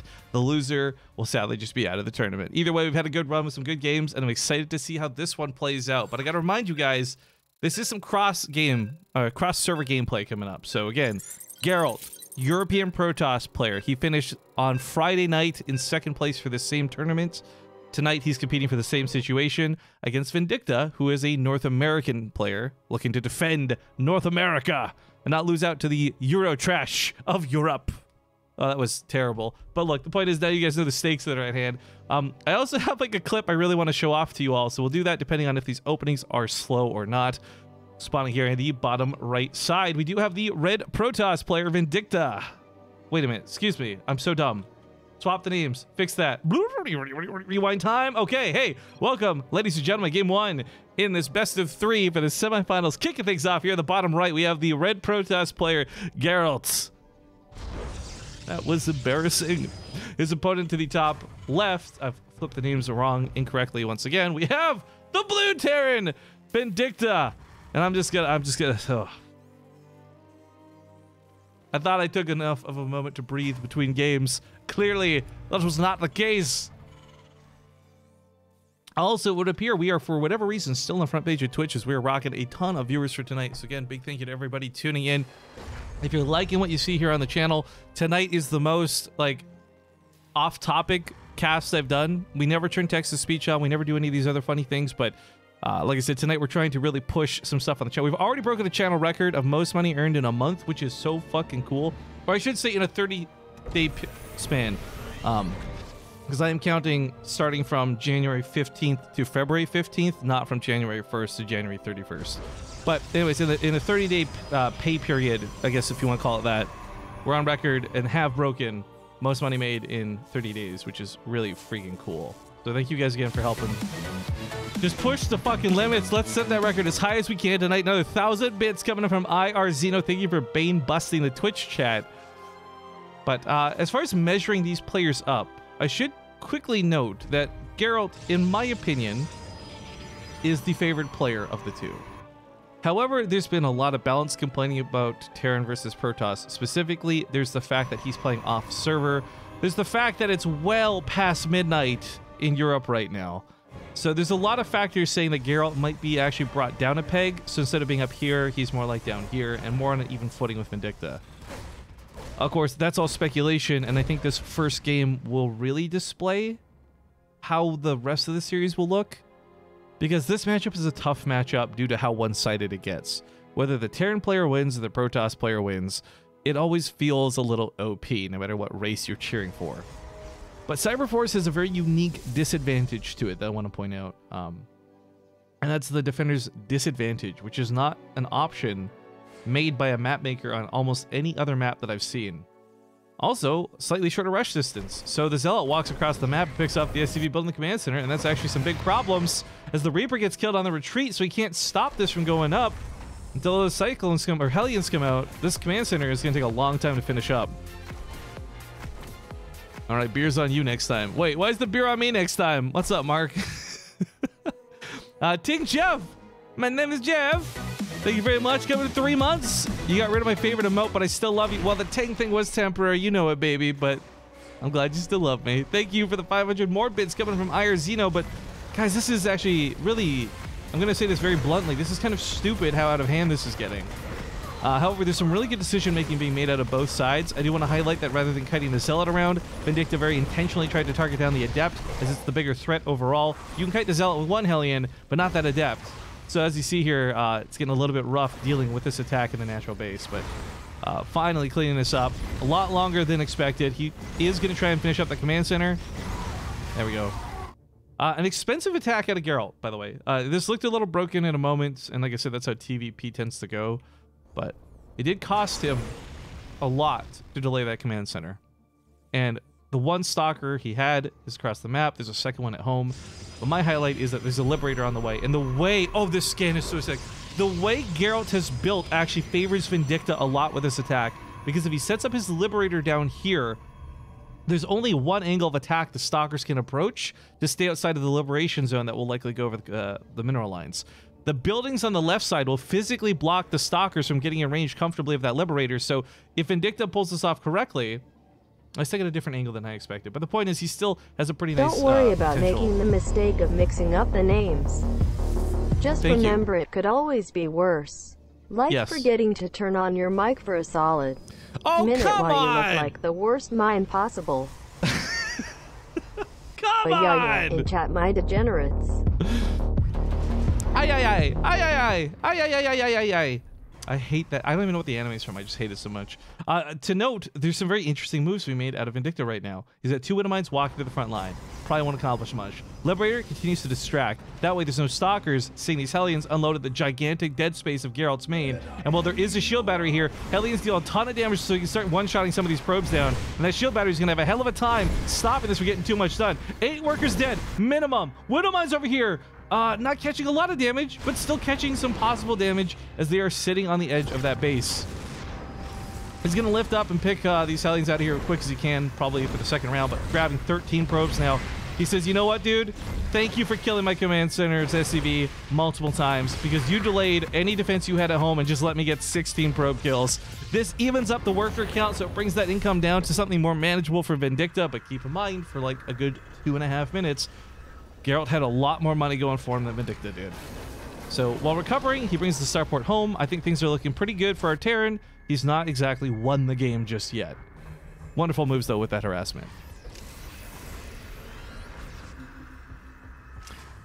I've been missing a lot of subs tonight, guys. I gotta let you know that if I miss your sub, please don't feel like you're whining. If you want to shout out, just ask for it in the chat. It's just simply me not keeping up with things. We just broke 8,000 viewers tonight, by the way. Again, front page, I know, but still hype nonetheless, because that means 8,000 people aren't leaving immediately upon seeing the channel. Thank you guys for tuning in. And thank you, Daosumi, for the brand new sub, as well as Hello Zergling for gifting a sub out to Stompa. As I said, if you guys are wanting subs, can't afford it, or you just don't want to spend some money, there are some generous people in our community who are gifting out subs. Best way to get them is, of course, to ask for it in the sub gifting channel on Discord. But this Widowmine sees, or excuse me, the Observer sees the Widowmines, so Geralt has to think twice about blinking up here. The tank's in a good spot too. Not worth it for him. Hey chat, please stop using Kappas. It slows down my computer. Yeah, Kappas lag me out too. Please don't. My mom got me a new laptop or something. It's on fire, question mark? Fuck, what's that copy pasta? Thank you for the $2, Captain Matthew. We also missed subs coming from Brajasher and Yojo. Thank you guys both for your over 20-month resubs. Black Luthus 99 as well for 4. Hopefully that's everybody caught up. Probably not, but thank you. I'm trying. Colossus. Interesting. I actually had not seen this coming. Not because I wasn't looking, which I wasn't, but also just because it's not such a common thing. However, I will say I have probably seen more Colossus in play over the last 30 days than I have over like the last 6 months. So I shouldn't say that this is crazy, but it is still, to me at least, unexpected. Chief Master Kush says, hey, I'm a Twitch chatter and you're a good commentator. Aww, it's so cute because you're wrong, but thank you for the compliment. I'll still take it. Terran's ahead now because of the mules. Oh, I want to balance one about mules, boys, but mules are temporary. Probes are forever. Oh my Hamusi and Diru, hey. What was that? That was not in English is what that was. Earthiverse, thank you. Oh no, you guys are typing caps. That's the one thing we specifically asked you not to do. Don't type Kappa in the Twitch chat. Unless you got the golden Kappa. Is that still a thing? Please put towards the pizza with pineapple topping in Pulpy OJ tournament. Order it blush. I'm sorry. I didn't think I'd have to ban a donator tonight. But for Lumberjack to cheer 1,000 bits, I should be hype and excited and saying thank you. Instead, he's saying, please put this towards a pizza with pineapple toppings and pulpy orange juice? That is fucking disgusting. I'd rather play Protoss than eat a pineapple pizza and have orange juice with pulp in it. You're a horrible human being. Never speak with me or my son again. Tanks get a good blast off on the pylon. It's not something he has to commit to because he is in range of the Nexus. Geralt has to come to him, not the other way around. Widowmine's trying to catch a couple units, but nice blinks out of him, juking out the Widowmine shot as you would expect. Tanks, of course, have more range than the Colossus. This bad boy's on 3 health, but he's not dead yet. Still looking to fight. Kites back against the Bio. Bio dives on top of the Colossus. Colossus falls. Now it's just Stalkers, but a big warp into Zealots is enough to hold this attack out of Vindicta. So this got scary for a hot second, but +2 weapons and a lot of Zealots trumps Terran in this particular situation. Pulling back is the right course of action. However, things don't get better from here. While this was kind of whatever for a fight, Psionic Storm's coming up next. And Colossus already have a lot of area of effect built into them. Add in a storm or two, and a lot of this Terran army is going to start dissipating quickly. So splits and control are going to be of the utmost importance here for Vindicta. Any of these fights he takes are going to be tough. Those Templar won't even be exposed. He will likely keep them safely nestled inside of a Warp Prism, shuttling them to the front lines. But the one Warp Prism he has right now is currently looking to drop some Zealot harass into the main base. And, oh, the Medivacs see it! Well, did he notice it's the question? Yes, he did. He turns around on a dime, catches that Warp Prism, catches some of the Zealots. I mean, the worst thing is if this gets there undetected. Even if you have vision of your base, responding to this is easier said than done. So, nice catch out of Vindicta. Luck is a little bit on his side because he was, of course, also going for his own drop. Well played. A little bit lucky. Capitalized on his luck and completely shuts down that drop. Now on the left side of the map, he's positioned here with another drop. There's Stalkers and Pylons and Vision all over the place. So there's no easy openings into Geralt's base. Geralt really is a top-notch player, and his macro shining through really well here. What's terrifying for the Terran player in this situation is while it's not 3-3 and the Protoss player is all armored up. It is +3 weapons against what is at the moment +1 armor. Vindicta is going to struggle to take a fight no matter what type of fight it is because he's going to be outgunned just through technology alone. Shadowmac99, hey, welcome. Thanks for joining us with that new sub. Oh, hey, here's a little cool Easter egg I didn't realize was on Cyber Forest. Some moopies. No, those aren't Ewoks because that would probably be copyright infringement. You make SC2 entertaining. Thank you. But yeah, fun fact, these are called moopies in the data file. They're little, not Ewoks because that would be copyright infringing, but cute little map things map makers like to hide on some of the maps. So, hey, I didn't know Cyber Forest had an Easter egg, and now I do. Nice blink micro out of Geralt, by the way. Really impressive, because again, I want to highlight, while it doesn't seem to be affecting him that badly this game, there is the cross-server element. It is laggy to play to North America from Europe. Even if it's not that bad, it's still laggy to some degree. So seeing micro that precise, that is some good shit out of Geralt. But both players are moving on to later stages of the game. We got another starport on the way. We got Liberator range likely going to get researched out of this fusion core. Of course, if Vindicta goes battle cruisers, I'm going to invite him to every tournament I ever host. But of course, on the other side of this, Geralt's also going for his own fleet bacon. Yum. That's going to lead towards Tempests, carriers, frankly, a mothership, whatever he wants out of his late game. Geralt's going to be able to afford, at least for the time being. But this attack is awkward because with siege tanks and liberators setting up on these ramps, it's going to be very difficult for Geralt to push in. Sure, his Colossus could possibly blink forward, but not paying attention to moments like that, a Ghost can snipe off a Templar. A Ghost can land an EMP. EMP for the, I guess, the StarCraft casuals who are tuning in. It will just strip all the shields. It doesn't deal any health damage, but it strips all the shields away from Protoss units. Well, not all, but a significant chunk of them. How much damage actually is it? I think it's like 300, right? No, I'm way off. 100 damage to shields. Jesus. I never use EMP because I'm a shitty mech player. But 100 damage to shields takes away all the shields from a Stalker, takes away most of the shields from a Colossus, takes away a third of the shields from an Archon. Like, it's just a lot of damage in an area of effect. Sure, you can compare apples to oranges and go say EMPs versus Storms. What's better, what's more broken? But the reality is, it's going to be difficult for either player to land spells in this game. On one hand, the Ghost might get feedbacked. On the other, the Templar might get sniped. Spellcaster units in this matchup are always cool, but take a lot more finesse than I think any other matchup.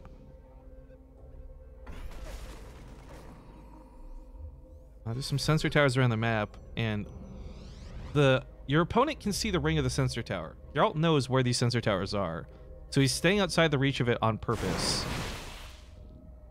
We have nukes. Wait, he's going for nukes? I know this guy nuked in TVZ. Is he really willing to nuke in TVP?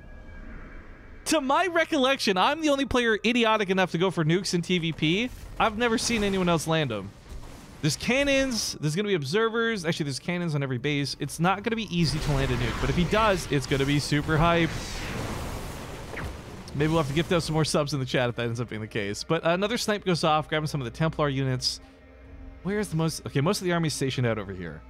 Liberator range is now done, so he'll have a bit of extra range to use these Liberators.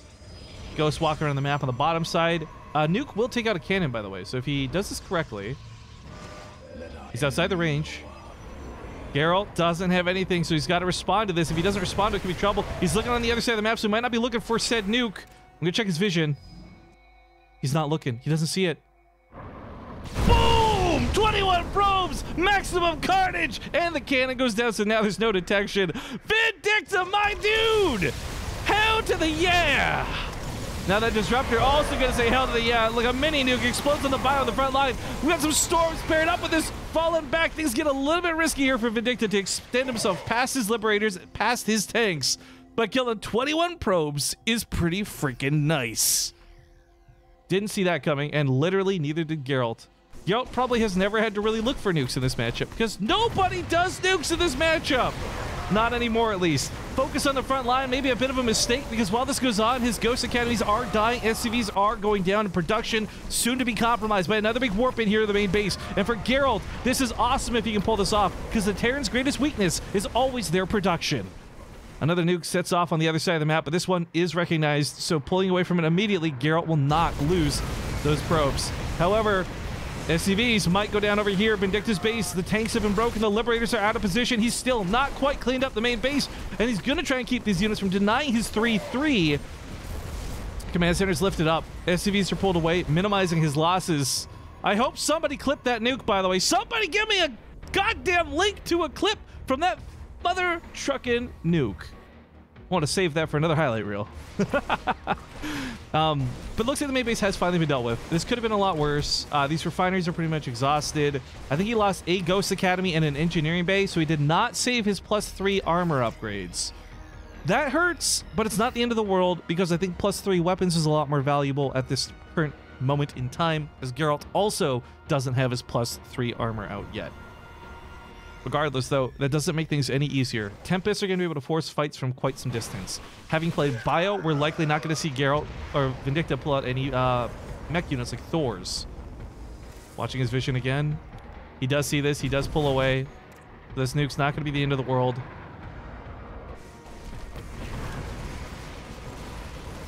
Attack on the left side of the Zealots. He's going to find a planetary fortress. A lot of Bio. This will be dealt with, but the problem is there's a bigger army coming from behind it.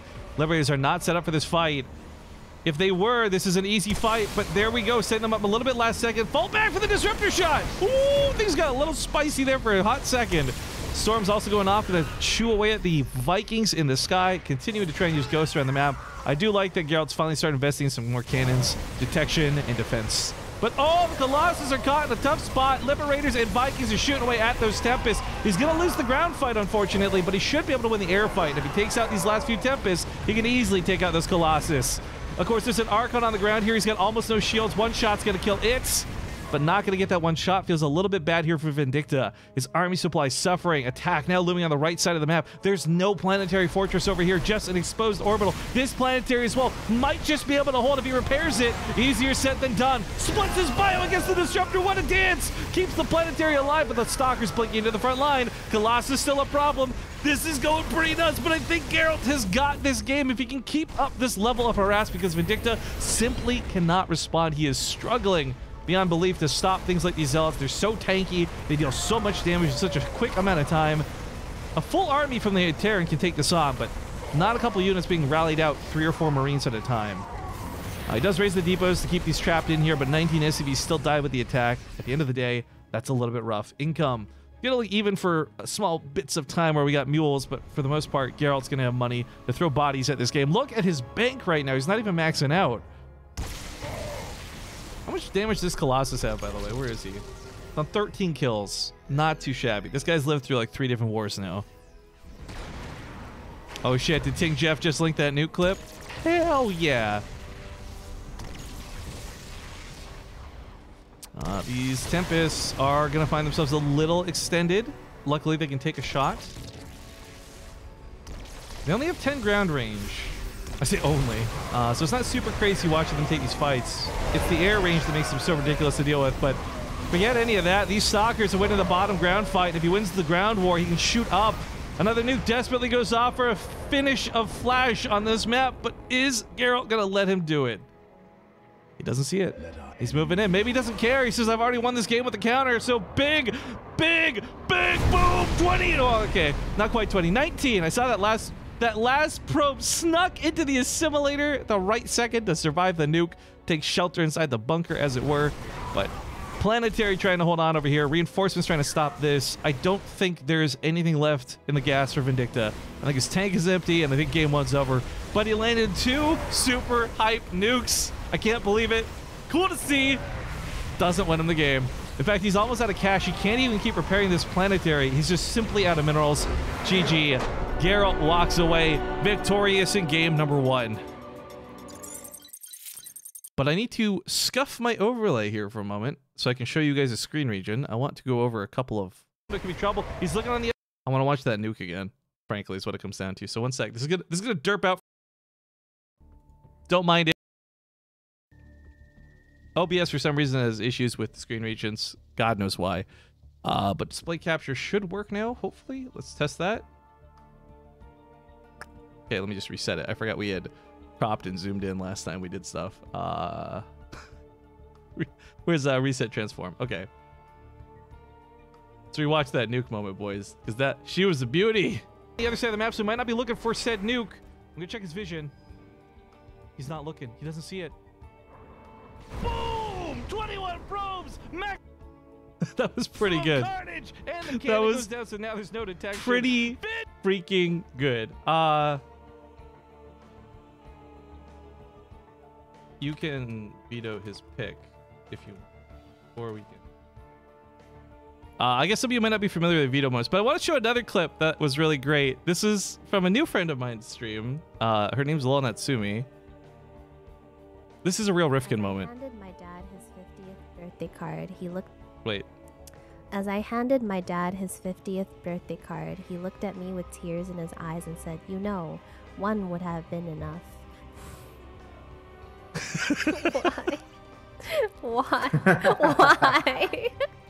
Just why? Oh, I've been having a lot of fun with Twitch lately, guys. Anyways, they're hosting up the lobby. Let's get into it. Man, I've just been spending a lot. When I'm not streaming here, I'm usually hanging out on other streams and goofing about. But I mentioned trying to do like a League of Legends tournament a little while ago. I'm still working on it. She might be one of the people I'm working on with it. So she's pretty cool. Pretty rad. Got Cara Corvus. Speaking of really cool, speaking of really, well, no, she's not. Let's be real. She's not. Ready when you guys are. I'm just kidding. Cara Corvus, thank you very much for the 5 months.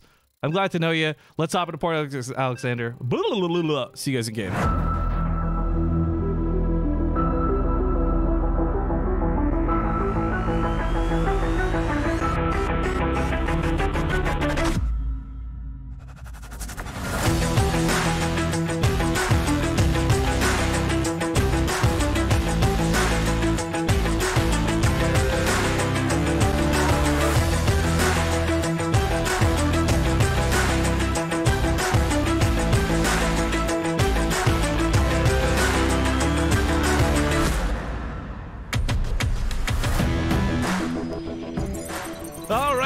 In action, and it's game number 1 in a best, or game number 2, excuse me, in a best of 3. I've been flustered because I'm absolutely so happy to see Cara in the chat. If you guys missed it, we did a tournament last week, partially had the prize pool sponsored by Cara. She's a really good friend. She's a fun streamer. Just a quick little shout out. You should check out her stream sometime if you like watching hot girls eat potato chips lying on her back. Excuse me, I mean people who work hard and stream hard. Something about Apex. Twitch.tv/Cara Corvus. Big love, girl. All right, we're going to get a game number 2. Like I said, spotting here to the top left, we do have the red Protoss player, Geralt. He's up 1-0. European hype. Spotting here on the bottom right side of the map, we have the blue Terran player, Vindicta. What the fuck? Am I cool now? Cara says, am I cool now? As she casually gifts out 50 subscribers. You know, no big deal. We're sitting here on 9,000 viewers, 50 subscribers, 50 people just got subs. Congratulations if you were lucky enough to get a sub from Cara just now. And of course, I got to remind you guys, if you did just get a sub, hit refresh. Because if you don't hit refresh, you won't get the ad-free benefit of being a subscriber. Also, be sure to check out our Discord server for all other sub benefits. But holy guacamole! We've had a lot of dumb text-to-speech and silly shenanigans tonight, but 50 subs is 50 subs. And she screams once more, Rifkin! Am I ever cool? You're the coolest fucking person I know, Cara. And I say that for a rare time of zero sarcasm. Thank you for the 50 subs. I can't wait to play some Apex or Sea of Thieves or whatever the fuck. Oh! Ooh! That was kind of cool. So, yeah, we'll continue praising Cara in a second, guys. Really fucking rad friend. But he tried to recall the probe. And more often than not, we'll just mute the game sounds for this stupid thing for a sec. More often than not, you do get the probe recall off, and it's worth it. But the fact that he lost the probe means he's not chrono boosting more probes. He didn't save the single probe. That was actually super not worth it for Geralt. He would have been better off just letting the probe die, chrono boosting out new ones. But more often than not, you end up actually saving that probe. So this was a really rare moment. Not like, oh my god, shiny Pokemon card rare, but like, you didn't expect that to happen, and I don't think Vindicta did either. But, oh man, this is going to go off for a while, guys. 50 subs is a lot of subs. Again, big thank you to Cara. That actually, whoa, that puts us over 1,600 subs now. We're at 1,617. Thank you so much, Cara. Of course, I guess just a sellout reminder, as tonight is kind of a sellout night for this tournament. Didn't expect to be on the front page. Didn't expect to have this much hype, but we do have text-to-speech on for $2 donations or 200 bits or more. If you guys want to abuse the streamer, tonight's the only opportunity you have to do it, because I will be turning text-to-speech on after tonight is all said and done. That being said, we have already broken channel records, and then these 50 extra subs take us the distance. And I can't wait to talk to you guys about this at the end of stream tonight. Oh no, Cars says I was throwing up. I had to take a break before stream. She told me she had some food poisoning from last night or something, so that sucks, dude.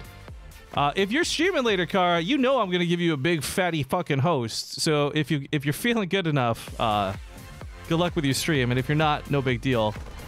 I think I'll have a couple of viewers I could send your way. Thank you again, Cara Corvus, for the last time for those 50 awesome subs.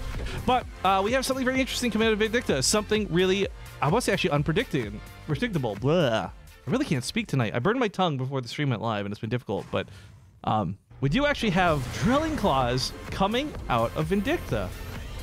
Now, some of you might not know what Drilling Claws is, and a quick explanation again to our front page friends. This is an ability that lets the Widow Mines burrow almost instantaneously. Okay, cool. Whatever. But more importantly, and more notably, it allows them to stay burrowed unless your opponent has detection. Right now, if this Widow Mine fires its load, after firing, it's seen by the opponent. However, with that upgrade, you can stay burrowed for a long, long period of time. So he is going to struggle to deal with this. It's a bit of a headache, obviously. Oracles are not fun to deal with as a Terran player. But as this does eventually lead to a drop across the map, Widow Mines will be very difficult for Geralt to remove, as those Oracles are his only form of detection at this moment in time. Although, not wanting to leave his natural mineral line alone, I do like that he left one Widow Mine behind, finished up his engineering bay. Now he's getting some missile turrets built up, and hopefully this won't get too out of hand, but one Widow Mine will not stop 3 Oracles. It might get a nice hit on one, but this missile turret's also being targeted down too. Grabs one of the Oracles. All right, not too bad. But without energy for Revelation, he can't actually kill the Widow Mines, so that's going to stay put. Meanwhile, 3 other Widow Mines are making their way around the map, and I'm not sure if Geralt picked up on this one small detail. It's an important one, but I think he's realized what's going on, because Stalkers start positioning themselves on the left side of the base, and it's not because he saw a medevac leave his base, but because typically there is, if not a medevac, a Liberator, something comes out next. While others gifted subs continue to rain in, by the way, we had some people come in, join the hype with their actual subs. So, hey, guys, ride that hype train. Get your subs in now. If you got Twitch Prime, if you got a couple of bucks burning in your PayPal, oh, fucking, first off, type F to pay respects to Vindicta. Just lost the medevac and 3 Widow Mines. His one chance to even up the worker count now gone. He is so far behind in the game. Feels bad, man. But use your Twitch Primes, rock him out. Let's keep this train going. We got SC2 Brent coming in for 13 months. He says, Jibby has a man giant. Oh, I should have read that before I said it. Thank you, Brent. Then we had Tommy Darko come in for 4 months, and Dr. T rocked his own Twitch Prime. He's chosen to bless me for his once-a-month moment with a Twitch Prime sub. I am honored, sir. Thank you, Doctor. Didn't go to medical school for me to call you a mister. That's for damn sure. Where are we at for this? This is still going, huh? All right, Ken Skog as well, coming in for the 18 months. Thank you for your long-time support. We got another medevac with more Widow Mines ferried across the map, and I guess it should be made clear that the Liberator will probably be the distraction here. And while the units are ideally responding to the Liberator, a Widow Mine drops here, a couple Widow Mines drop here, and maybe he can make up for that damage from earlier. But unfortunately, SCVs are not pre-pulled, and he gets to the bunker a little too late, so he's not going to be able to repair in time, and that was all of his defense. That was everything for him to gamble on, as he does land some shots on the other side of the map. It won't matter how many probes he kills if he dies himself. But getting a lot of workers, nonetheless. I'm sad to say, I think Vindicta might be dead in this game, guys. 26 SCVs. It's a 3rd CC, but not 3rd orbital. Recovery from this seems unlikely.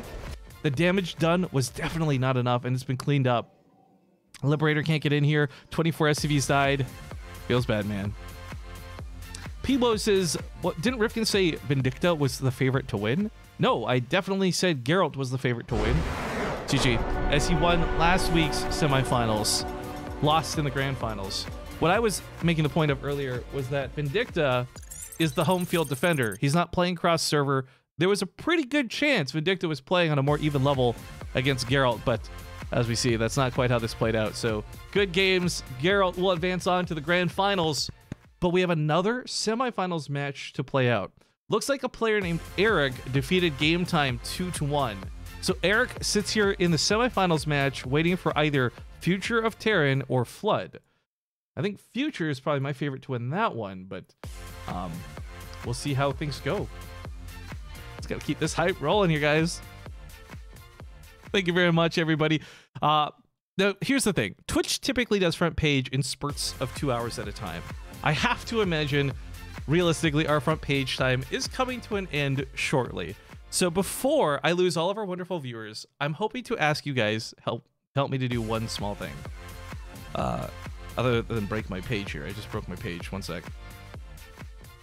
It is a friend's birthday. Some of you may know Bree Bun because all I do is favorite all her fucking photos on Twitter. But she's actually a really awesome person. She's currently streaming Apex Legends.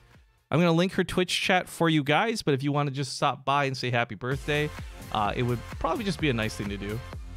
So, it's my birthday, so we celebrating. You're streaming some Apex. Give her some love for me. Happy birthday, Bree. Whoop! I really can't type. But I'm going to go to some commercials while we wait for a Futures match to finish up. So, again, thank you guys for tuning in. Because we're likely going to be off the front page, I assume by the time the next game is ready to go. Again, thank you. Hopefully you'll hit the follow button and consider checking me out for more StarCraft stuff in the future. Ideally when I have a co-caster or maybe for more awesome events. I'll be live for those who are leaving. Again, the show's not over tonight, but for those who are leaving, if you're interested, tomorrow at 9 a.m. Pacific, aka 6 p.m. CET, I'll be live with a European Cup. Should be a lot of fun. So I hope to see many of you guys there if you are just discovering us for the first time. Otherwise, I'll be back in a few moments. We'll have the other semifinals match coming up ASAP. I'll see you guys soon.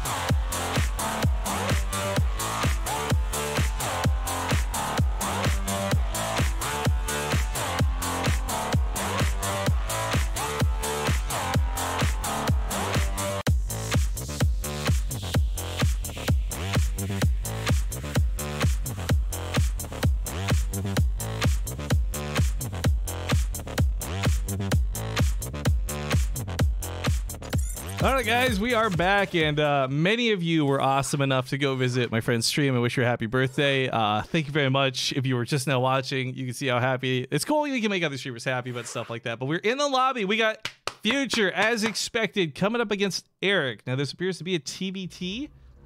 Ready when you guys are. But here's what's left on the menu for the evening. So we have this best of 3 semifinals match. After this, we have a best of 5 grand finals match. However, if it's really too late for Goblin and the players want to do best of 3, we may make the finals a best of 3. But either way, we have 2 matches of StarCraft 2 left in tonight's tournament.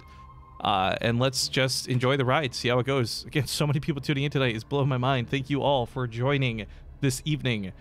But of course, if you guys are, again, I hate PSAing this, but we've had so much generosity tonight. If you've been gifted a sub, or if you've subbed brand new on your own, or whatever the case is, if you have a sub badge next to your name, what you really want to do is make sure to refresh the page. That way you don't get any ads. It's ad-free viewing for our subscribers. It's still this cool new thing we're working on. So please, please, please make sure to go do that if you haven't yet. Otherwise, be sure to check out our Discord if you want replay packs from today. We'll be posting those out in our subscriber Discord channel a little bit later. We do have a Patreon, but that's beside the point. However, I bring it up because if you want replays, we do offer them for $1 cheaper on Patreon than necessarily subscribing on Twitch. But whatever your fancy might be, whether you're watching later on YouTube or here live on Twitch, I'm just glad you got some StarCraft 2, and I'm glad you're choosing to do it with me. Anyways, we're just having a small issue or two trying to get Eric here into the lobby. But we are going to be getting into this as soon as they say when ready, dudes. If I could ask one small thing of you guys, though, I know we've had some fun, text-to-speech, donations, hype, woo! If I could ask one small thing, though, again, other than just following the channel, because that's awesome, please follow the channel, possibly follow me on Twitter. I haven't really tried to plug Twitter for followers in a while, but to be honest, I've recently run into a roadblock where I had a sponsor say no because they thought my Twitter following was too low. Feels bad, man. So there are 2 Twitter accounts you can check out if you are a Twitter user. One of them is just the BaseTradeTV Twitter. That one has no shit posting or very little shit posting, and it's generally about updates and information for events. On the other side, I've got my own Twitter, riff_kings, which is displayed there, I think, if I'm pointing in the right spot. I like to just meme. Frankly, you might not follow me on Twitter. Don't do it if you don't want to deal with a bunch of shit posting. But follow one of those 2 Twitters. It would help out a lot. Players are saying they're ready. Let's hop into Cyber Forest. Also, we had a donation from Terminator. Let's try and replay that, because I thought it was actually a good joke. Did that work? I was able to replay these messages earlier, but now they're like not doing it, so I don't know. Terminator donated $2 to say John F. Kennedy was originally just John Kennedy. The F was added posthumously to pay respects. I've never heard that before, but I liked it. Then we had several people sub. Rocket the Twitch Prime, all 3 of you. Thank you very much, Sir Gallivanter, Chamber66, and Elta BMAC. Let's get into game number 1. Semifinals continue here in the BaseTradeTV Open North American Cup. Anybody, any league was welcome to play in this tournament. We had some pros, we had some Joes. It was all pretty good times. But we are in the semifinals match, and spawning here in the bottom right side, he's my Terran hope for North America. From Infinity Gaming, it's Future. His opponent in the upper left, the Red Zerg. Perhaps the underrated underdog of the 2, it is Eric. Now, I don't know too much about Eric based off of his name. I don't know if he's a player I've maybe cast before in the past, but what I do know is that he took a 2-1 victory over Game Time. And Game Time is a hell of a player. So that speaks loads for Eric, to me at least. But that was a ZVZ, and this is a TVZ. And as far as things are concerned here, I do favor Future, because I have really enjoyed watching his matchups. But I don't know, maybe Eric will surprise us. Regardless, we do know that Geralt sits in the grand finals waiting for...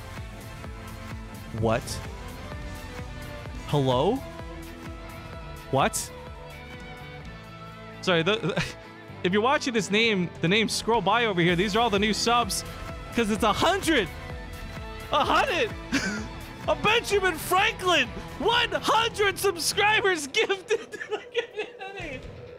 Give me 311! Someone call the police! Or at least the paramedic. I'm having a heart attack. Oh, Gibby. My bloody Gibby. Mwah. Gibby311 just gifted out 100 subscribers to various people here in the Twitch chat. Thank you so much, Gibby. And of course, all of the wonderful, lucky people who are just gifted a sub. Again, check to see that you're subbed. And if you are, hit that refresherino. Make sure you don't get ads while you're watching the stream. And if you're feeling up to it, join us on Discord for all the subscriber benefits. We also do some exclusive giveaways and other stuff through Discord as well, so it's definitely worth joining. We just finished giving out over 500 skin codes over the last month, both to subscribers and non-subscribers alike. So if you're in our Discord server, it's good for announcements, it's good for information, it's good for updates, and it's good for some free shit from time to time. But man, Gibby, oh, you've been way too nice for the last forever. I don't know what I did to deserve you, but thank you so much for 100 subs, 100 poggers in the chat. Some people actually got gifted resubs off of that, like Real Big Nuts just resubbed with 3 months with that gifted sub. That's cool. But yeah, Gibby, you the man. All right, going back to brass tacks, though, talking about the game. Future's impressed me in a lot of his TVZs, specifically against other like well-known pros in the scene. Eric, I don't know as well to say that he measures up with those guys that we've seen in the past, so that's why I favor Future going into this. But again, winner plays Geralt. It's going to be a TVP or ZVP finals. It's just a matter of which. And I just realized this sound effect... It took forever for it to stop playing after Kara gifted 50 subs. It's going to take even longer for Gibby after gifting out 50 subs or 100 subs. My God, man. Thank you so much. Now we can put the chat in sub-only mode. I mean, I'm not a fan of sub-only mode, if I'm going to be really honest.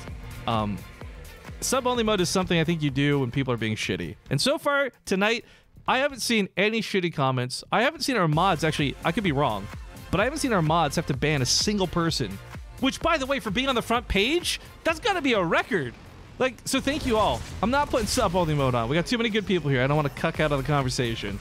Hellbat's looking to push forward into this attack. It's a pretty gruesome one with 3 Marines to back up. It's just enough damage. 4 is perfect, but 3 is still good, and you can just barely start killing queens, whereas the Hellbats otherwise get kited away. It's the beauty of that range. He dives in to pick up that medevac, or that Hellion, and the Hellbat. I can't even speak. This is so exciting, but these queens are spread. The transfuses are good. I don't know if he's going to get all the kills he wants, but if he does enough damage to the queens, he doesn't have to end the game here, but he gets the medevac out alive. If he kills enough queens, the Banshees come in, and there's only like 3 or 4 to respond to them. I think Future's got a good follow-up to this. But goddamn, this has been a pretty solid attack. Getting that medevac out of there, again, so crucial, so important, because it does mean Future drops, but also more healing and more annoyances to deal with. But while we aren't quite done with the hype yet, I would like to thank everybody, because we are done with the front page. I've just watched our viewer count drop and plummet, and that's okay, because we knew a lot of people were coming in from the front page for the first time ever. But the question always is for me, how many people stick around after the front page is over? So we'll see what that number looks like in about half an hour's time. But if we're above 1,000, I'm already happy. So thank you again, guys, for tuning in tonight. If you've enjoyed the show, even better. But we are now at 1,722 subscribers. Comboed with the fact that Irzino just cheered 501 bits. That alert's not going to come through for like 10 years, dude. But thank you very much. We are setting all kinds of channel records tonight. Pretty fucking cool. But all right, as the attack moves forward, I've been proven wrong. Our moderators did just have to ban a really toxic guy from the chat. Feels bad, man. Why you gotta prove me wrong like that, guy? Why you gotta be that guy, literally? We're having a great night. We all... Doesn't bother me. It's just sad. I'm disappointed. I'm not angry, son. I'm just disappointed. Oh, he didn't heal up the medevac from earlier. Ooh, that's a bit of an issue. So that medevac got picked off immediately. Means no more healing for these units. He's also got to watch his backside, as of course there is going to be that flank attack. Tanks are doing what they can, but there's too many circlings. The Banshee's already thinking about getting the hell out of dodge, and I think rightfully so. But these are Banshees that don't have cloak. This is not a longevity play out of Future. He's not going to have a lot of Banshees this game. Oh no. So a bit of a lag spike there. Had a bit of a heart attack. I guess maybe it was the game and not me. Feels bad, man. Seayu, whose name I probably just butchered in the chat, says, BaseTradeTV, that's because StarCraft 2 is the game of respect, my good sir. We would never insult each other. Yeah, you would never insult each other. By the way, what's your favorite race? I'm curious how people respond to your response to this. Goddamn dirty Protoss viewers. All right. A couple of shots getting fired here, cleaning up lings. No real good scouting out of Eric. People are asking, is Eric the Brazilian Eric? See, that's what I thought going into this, but because I've not cast this player before, I can't verify that for you or not. Like, a lot of the times, if it's a lesser-known player, I've seen them in a cup or I've cast them in a qualifier, and I can verify based off of, like, kind of play styles and decision-making, like, yeah, this is that guy. Eric did pretty well in WCS. I'm not sure how it will go here versus Future, but if it is the same guy, then this might actually be a tougher fight than anyone gave credit for. Data Sleuth says, so I have no idea what's going on. Where can I learn? Well, your best thing to do is ask in Twitch chat. People will try and answer you, and occasionally if I catch a moment in the action and I see your question, I love to talk about it too, because, well, a lot of stuff in StarCraft 2 is kind of a given. There's so many nuances a lot of people don't realize in the game.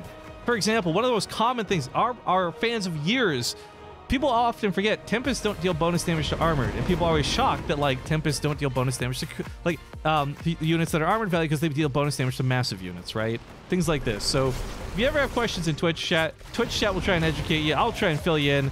It's my best recommendation, other than just simply playing the game. And I guess, hey, side note, guys, Blizzard doesn't pay me, so advertising this comes from the heart. StarCraft 2 is free to play, if a lot of you don't know. This was one of the big announcements 2 BlizzCons ago. You can get access to the full game for free. You don't have to buy the campaigns. You don't have to buy Wings of Liberty and Heart of the Swarm and each individual thing. You can get the full access to multiplayer, so some of the campaign, arcade, you name it, all of it for free. So if you're not already someone who's playing StarCraft and you've thought about it, if you didn't want to pay the $60 or whatever it costs, you don't have to. Again, it's free. The only stuff you pay for nowadays are things like cosmetics, things like unit skins, and announcer packs and other cool little add-ons, like the Nova Mission packs. So I would recommend that if you don't know a lot about the game, but this seems intriguing to you in the slightest, go check it out, because it won't cost you a damn thing. And hey, maybe one day you'll be that guy playing in my tournaments here in the semifinals, and I'm casting you.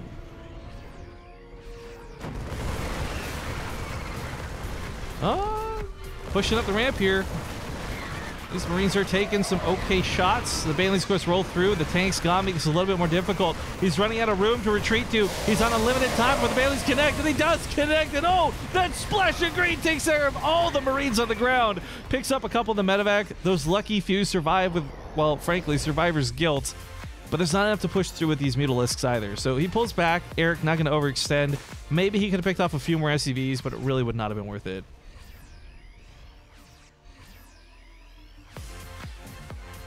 Okay, so here's the problem. Here's a real problem I have with what is possibly an awesome person who just acted shitty and got banned in the chat. Avilo Best Zerg. Based on your name alone, I almost don't want to unban you. But he tries to leverage and say you should unban me. I bought your toothbrushes and I use affiliate links. And what's really awesome that you do that, things like subscribing, donating, and using our affiliate links don't exempt you from being shitty. And what you wrote in the Twitch chat, whether it was sarcastic or not, was pretty shitty. So your best bet is not to message me, but to message our moderators, because I don't handle banning, nor do I handle unbanning. So good luck and have fun. But you will find no sympathy from me. I cannot be bought. Although I can, for the right price. $10,000.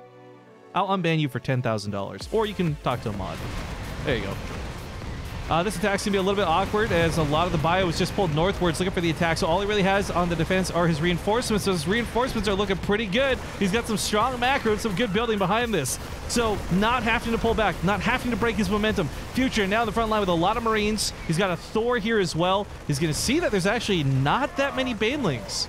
Eric spent a lot of his money this game on things like Mutalisks and advancing the Hive tech, trying to get this Ultralisk Cavern out. So he doesn't have that many Banelings. Now forced to make more of them. He is going to want to come in from two different sides. Widowmine looking for that hero shot. Kill the Banelings!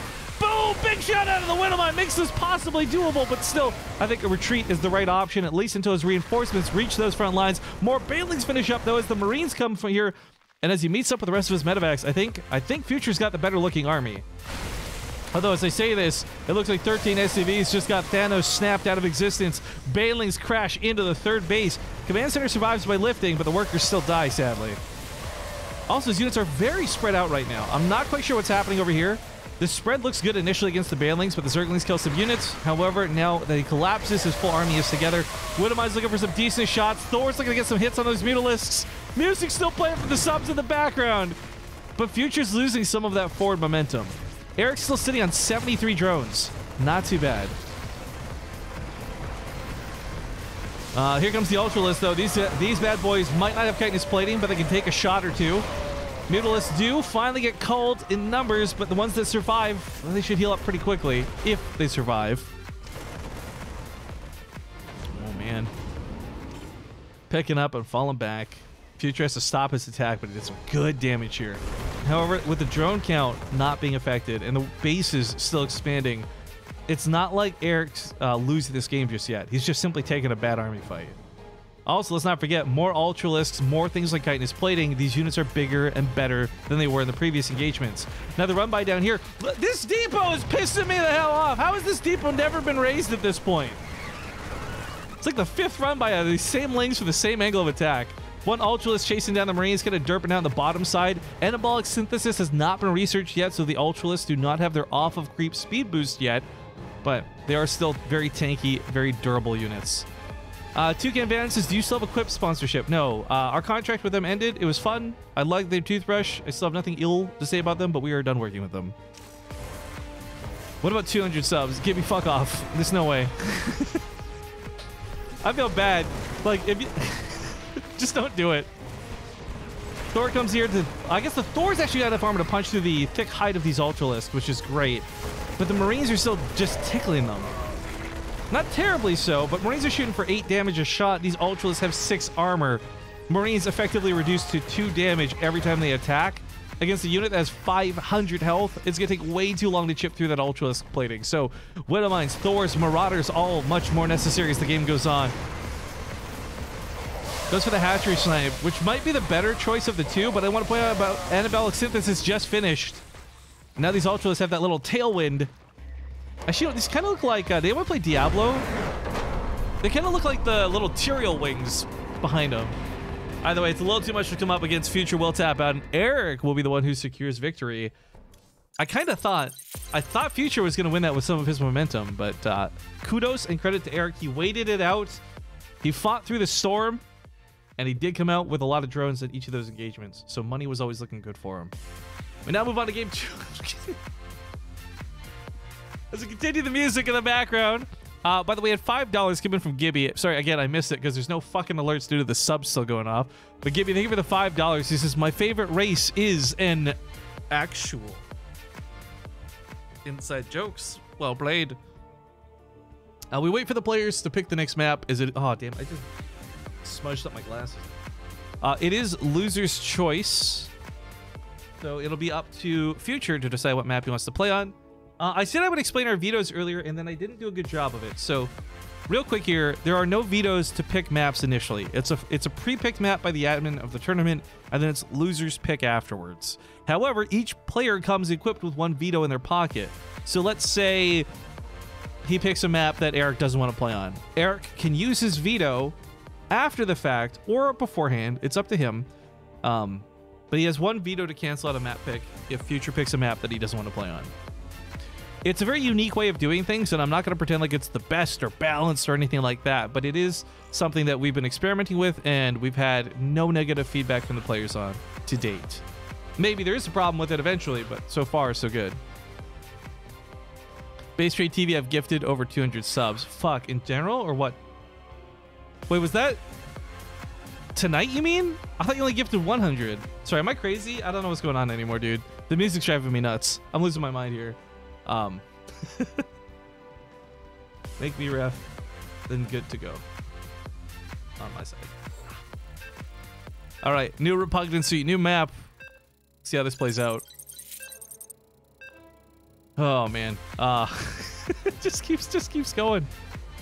The actual meme, I remember that. Yeah, the actual meme was so stupid though, because that came from a guy who was legitimately upset. He was legitimately trying to write a real response, but just did it so poorly. I'm gonna leave this stream and go find someone who treats this like an actual. What? What an idiot. All right, folks, it's game number 2. Spawning in the upper right side of the map. He's my Terran hopeful. We have the red Future. And it's at the bottom left, the blue Zerg player. It's Eric. And also, something just happened in Twitch chat I don't know that I've seen before. Landazar666 is new here. Say hello, but he's doing it with a sub badge because he probably got gifted a sub out of those many, many subs. And just for his first time to enter the chat, says hi. But oh my god. This sucks because the alert's not going to come up again as it continues to go through this list of people. Oh my god, when's it going to end? But a couple of things to get caught up on. Diet Soda gifted a sub to Connect Prime. Thank you so much for that. And then IRZeno just cheered 4,000 bits. And apparently, wait, what? There's an option to share your new bit badge in the chat? I've not seen that before. I didn't even know they were putting that in there. But IRZeno just shared an alert saying, I just earned a new bit badge for 25,000 bits. That is, what, 250 bucks you've cheered across time on this channel? Dude! Thank you so much, and congratulations on your badge, man. For those who don't know, 4,000 bits is close to 40 bucks or something, so that is wicked generous, my guy.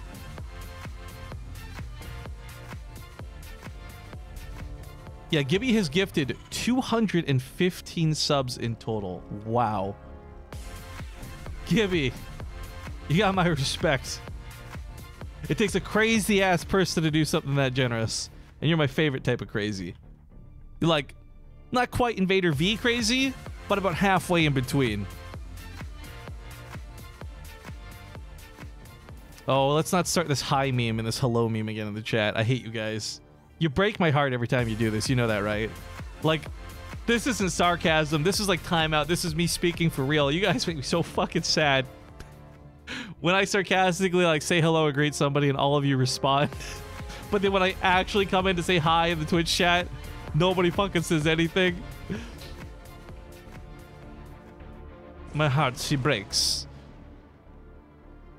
All right. Reaper's still hopping around. Scotland looking for some information. Realistically, Future's not going to kill much with this. He knows it too.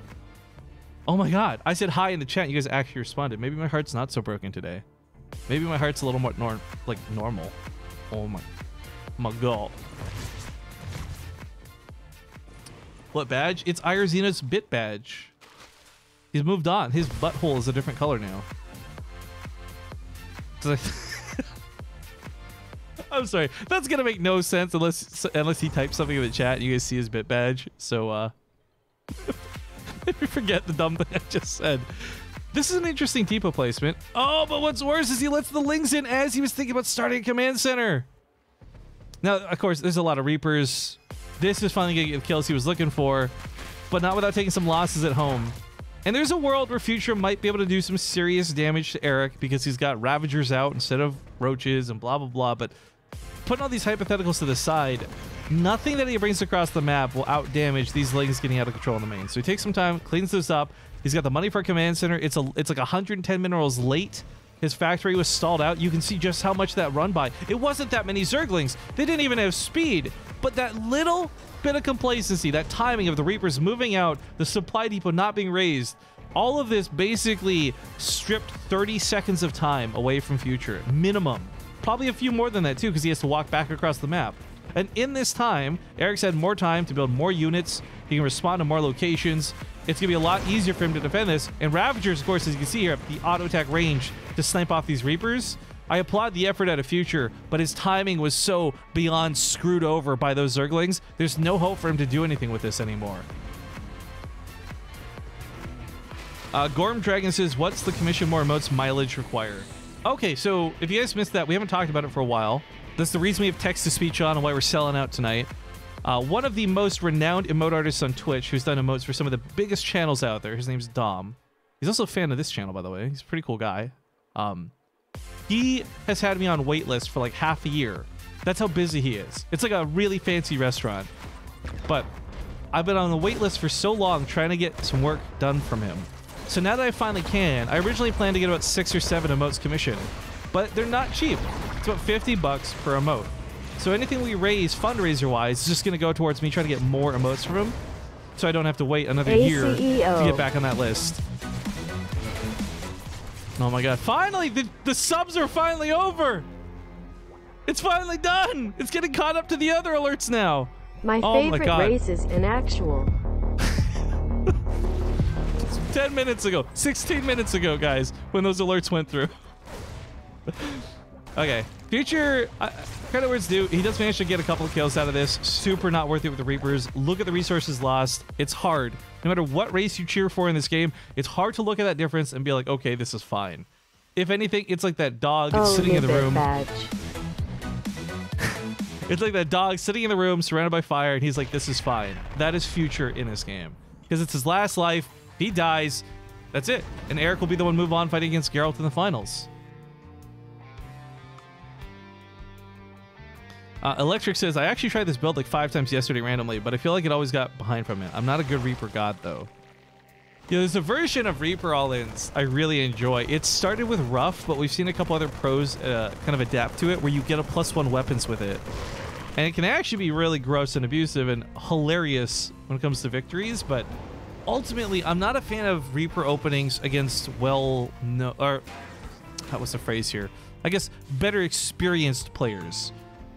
Reaper openings work really well if somebody is either playing recklessly, if they're not scouting in a series, or if they're just lower leagued. But in this case, this game, this scenario, Eric is none of those things. So Reapers, I think, were just like the wrong choice to begin with. But a blitz move that sometimes work out, once in a blue moon, maybe it could have worked here. I can see why he went for it. Vote ban BaseTradeTV? What have I done now? I gotta be honest, guys. The second a word leaves my mouth, I forget what I've said. So whatever I said a minute and a half ago, or whatever the delay is, like, what? 4 people want to ban base. Stop vote banning me. What's going on here? You literally can't ban me. This is like a change.org petition. It's not gonna get anything done, right? Like, you didn't see Sweet Victory play at the Super Bowl. You're not gonna fucking see me get banned from the channel. Quit typing vote ban BaseTradeTV, because all it's doing is spamming me with stupid red messages like somebody's trying to tag me in a message. Instead, the bot's like, 25 people want to ban you with a highlight. Stop it. Get roughed? That's a good emote. That's a good way to describe how some of these games play out. But okay, and analyzing what's been really going on here, right? Future's behind. Let's not pretend he isn't. But as far as things go, at least he's on a third base. Stop typing it! He's at least on a third base. He's got income. His economy's not totally shot. He's finally getting back to what should be even thanks to mules.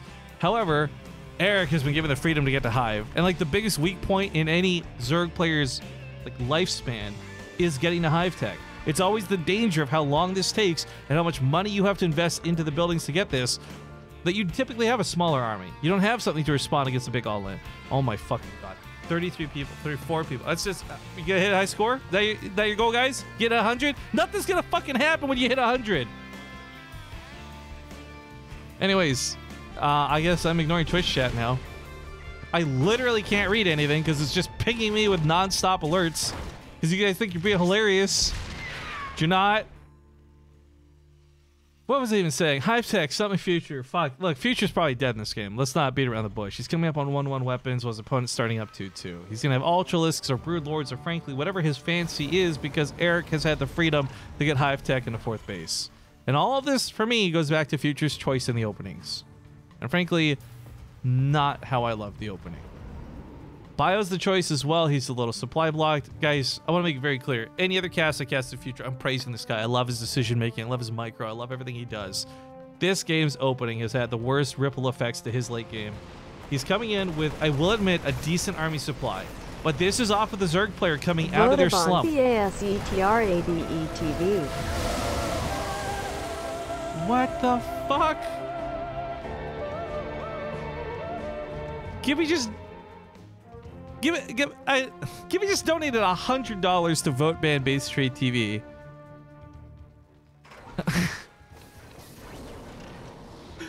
Why are you like this? Who made you this way?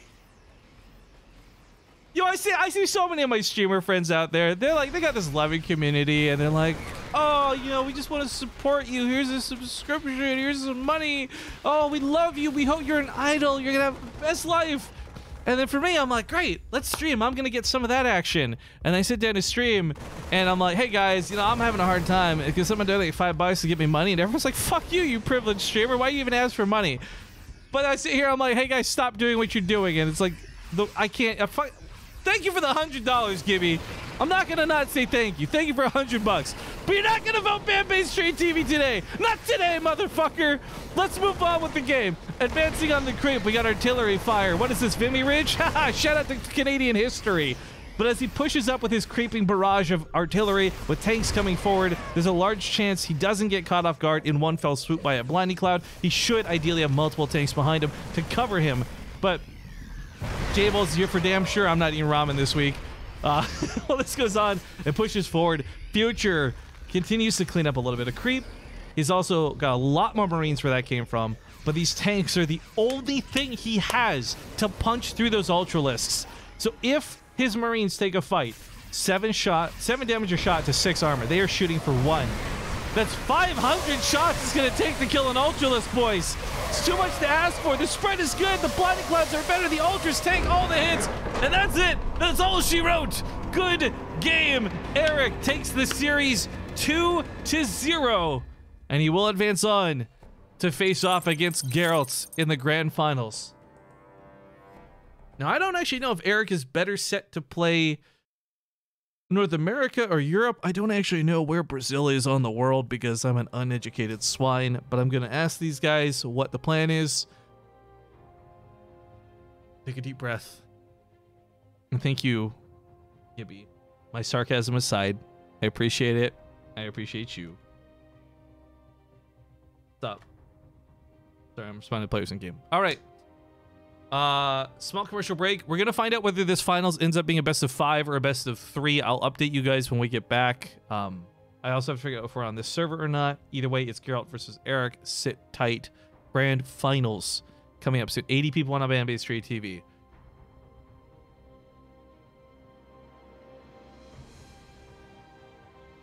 Fuck it.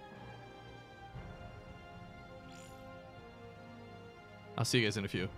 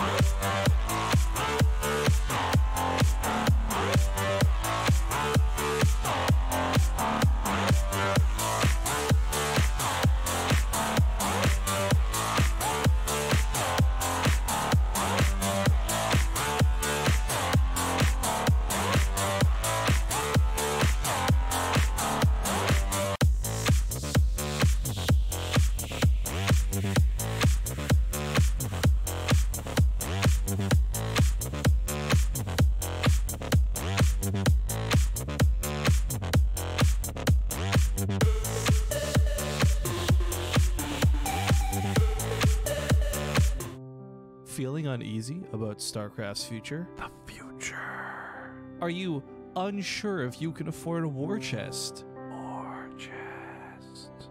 What about WCS? Well, don't fucking worry. Win it. Check out the War Chest. Quit wasting your day grinding the ladder and losing those precious ladder points. For a limited time, you can level up your War Chest, unlock skins just by simply watching BaseTradeTV. Monday through Sunday. Sunday. Lots of skins. Hell yeah, there are. Buildings too. We also get part of the sale. Cash money. Just use our unique link or click below the stream. Contributions from the War Chest will go towards funding BTSL Season 3. While the War Chest and the affiliation we have with it are things to Blizzard, please understand that the thoughts, opinions, shitposts, and memes we represent do not represent. I am not muted. There we go. Or I was muted. There we go. Fixed it. We are getting into game number 1. Now, we have changed this out to be a best of 3 instead of a best of 5. Both players agreed. It's apparently like 1:30 a.m. for Eric, and it's super, super late for Geralt. So we are in a best of 3 grand finals. There's $75 on the line for the winner, $25 for the loser. Spawning in the top left, he's up to no good. We have the red Protoss Geralt, and please put a forge down. I beg you. Don't put a gateway down. Don't be a coward. Just do it. It's a forge. Come on. Oh, you cuck. Oh, okay. Well, I hope he loses. His opponent to the bottom right is going to be the Brazilian Zerg player, the blue Eric. Of course, Geralt playing from Europe once again. This is a cross-server play. We should be on the East Coast. Let me actually just double-check that. Yes, we're on the East Coast servers right now, so it should be pretty tolerable for both players. I don't think there'll be any real big issues with it, but all right, all you guys who keep vote banning BaseTradeTV, you want me to ban myself on the channel so badly. Fuck you.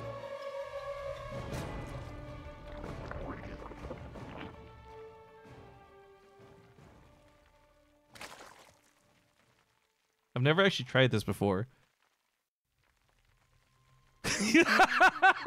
I like that Twitch thought of this. They're like, some idiot out there is going to try this one day. You cannot ban the broadcaster. Good to know. Good to know. Get fucked, you stupid nerds. I'm going to live forever. Never, Goonies never say die. You can't ban this. All right. Geralt has left a probe here, being a little bit of a nuisance and kind of annoying, so unfortunately it forces Eric to skip ahead and take his 3rd base down here. But this is not a map where it's too troublesome to do this. Because of the ramps and the layout of the map, I think it's fine. Other maps in the past have forced you to take riskier thirds as your natural bases when this happens, but now that a couple lings are out, and frankly, there's nothing too much, like no big all-in looming, it'll be fine for Eric to just take his base at the 3rd. I don't think there'll be a lot of repercussions with it. But as the links you dart around the map, there is an adept coming, and at the moment, there's about a queen to defend. Well, the queen will eventually kill an adept. The adept will kill 3 or 4 drones in the time it takes, so definitely needs to make sure there's a couple lings ready to fight alongside this to stop an adept from getting too far out of control.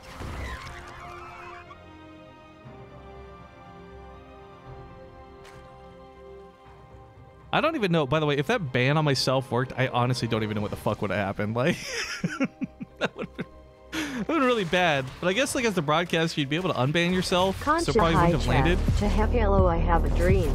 To have Halo to fill Twitch with weeb. Help me by spamming. Pinocchio, it's not like I want your help. Pinocchio dummy. Pinocchio. I hate that I can hear the weeb emotes you're typing. I don't even need to look at them and I know which ones you're talking about. Tepelo. God damn it. I didn't read your donut. Oh, sorry, Gibby. Let me replay that if I can. It probably won't replay. I don't know why they're not replaying. All right, Gibby, $5 signed in to say, hashtag broken Rifkin. Yes, you have. With your kindness and generosity, with your dick moves, with your vote bans, Rifkin's been broken tonight. We had some front page action too, which made this super hype. And for a not super long broadcast, probably one of the most successful ones in a while. Obviously, we don't do a lot of sellout style streams too much, guys, but tonight's been a lot of fun for me. I hope it has been for you. Luckily, it was significantly less obnoxious than I thought it would be. I was really worried because it was like, what, the 3rd cheer of the night? We realized that the stupid bit ones would play their dumb sound lines and do the text-to-speech. Fucking dumb, by the way. Why wouldn't they just insert a delay with that? But, yeah, tonight's been really awesome. And as far as breaking channel records, that's what I wanted to talk about here. So I can't tell you like, I can't break it down for you in values because there's parts of my Twitch contract that would get me in trouble. What I can tell you guys, though, is that if we don't take everything away, so I'm not counting the amount of money I've paid to Zombie Grub and Roddy and prize pools. Like, I'm just talking strictly on the income, right? So be aware, this number is going to be much larger than it actually is because so much of this goes towards the cost of like upkeep and blah blah blah. I'm not justifying, I'm just saying don't get too excited when I read this out, but I am excited because this is the most money we've ever made in a 30-day pay period. And that is, oh, the DT's coming. Hold on. Oh, I'm clickbaiting you. I'm cucking you with this for a second, guys, because this is a big problem. Detection's not going to be available for a considerable amount of time. Layer's still only like 70% done. Maybe some overseers coming up, but there's no sport crawlers. These DTs could actually walk up to the main base, possibly kill the layer on top of this. I don't think Geralt himself even expected for this to get so out of hand, but this is possibly game-ending damage. Yeah, DT's on top of the layer immediately. He'll morph in 2 overseers. But these are 2 out of 3 of his hatcheries that are almost guaranteed to die. There's no way these finish up in time to stop this. So that's a dead layer that resets his tech. While this goes on, Eric says, I'll try and counterattack. It's my only option. But you know what? All Geralt has to do is warp in 2 DTs at home, and he should be in the home stretch for freedom in this game. A second Warp Prism comes in with more Dark Templar. Oh my god, I've never seen a Bamboozle catch a player so off guard before, and obviously Eric is a talented player. He just defeated Future 2-0, yet the most basic bitch DTs come in and secure victory in this game. GG! Oh, that's disgusting! Oh, that's horrifying! Oh, that's game number 1! Geralt, of course, finished last tournament in 2nd place. He's really looking to dial it up now to 1st place. But guys, rather than continue to cock tease you, I'm just going to put the number out there. 11,974. Now, I'm not going to try and justify any part of this, and I'm not going to make you feel any way. It's just, for me, so fucking cool because that is so much money that... Remember, we're trying to put together BTSO Season 3. We don't have sponsors. When we have really good months like this, it means we can start funding our own tournaments without sponsors and things like that. So... That number is before any of tonight gets counted, before any ads or any of the gifted subs or any of the fucking cheers. Absolutely phenomenal in the last 30 days. And we're going to be able to do such big, cool things with this. And for those who don't know the channel very well, you might just be thinking, oh, this greedy broadcaster is just bragging about cash. But for those who do know the channel well, you know that so much of this money goes towards helping pay casters to come on the channel. You know, Roddy's not cheap, for example, and I love casting with him. It's about putting bigger tournament prize pools together, throwing casual events like this. $100 prize pool compared to what's happened tonight is not much, but $100 prize pool just out of nowhere that we could pop up. I gotta pay the admin, I gotta pay the odds, I gotta pay a lot of stuff. Like, it's just so fucking cool that we can throw that together on a whim thanks to you guys who support the channel. So I want to make clear, this is nothing close to a regular month. This is significantly more money than we make in a normal pay period, right? And a lot of that came from Twitch bounties. So, again, not trying to make you feel any sort of way about that money value, but we have now broken a channel record because we have never made this much money in a 30-day period before. And I think that's really cool, and like it's really hopeful because if it's probably not going to happen soon, but let's say hypothetically we have another month like this in 2 months, 3 months, 5 months, 6 months time, that it just... Again, bigger, better things, more content, cooler content, less solo casting, more duo casting. You're welcome, you name it. Caratung 2, Caratung 3 Asius. Don't Caratung me with a fucking donation, my boy. But thank you for the $5. Seriath1974 also came with a brand new sub. This is also probably the biggest amount of subs we've had in a while, too. We're at 1,724 subscribers at this current moment in time. It's not been since like the first month sub gifting came out that we saw our sub count this high. We're still over 1,000 away from getting new emotes unlocked. We're not getting that anytime soon. I'm not looking for that. I'm just celebrating, guys. Tonight is such a good fucking night. And this month. Let's make it a round number. Let's make it a round number. Mantis Empire, $26. My dude. I'm excited to see what everything looks like at the end of this so we can celebrate together even bigger and better. But again, this is not something where we're trying to brag. This is not something where I want anyone to feel any way about contributing or not contributing. All I want to say, oh yeah, we're ready, is that we've had a great month together and that I look forward to doing even more awesome stuff with you guys in the future. Well, So, that being said, let's hop into Port Alexander. See you guys game number 2.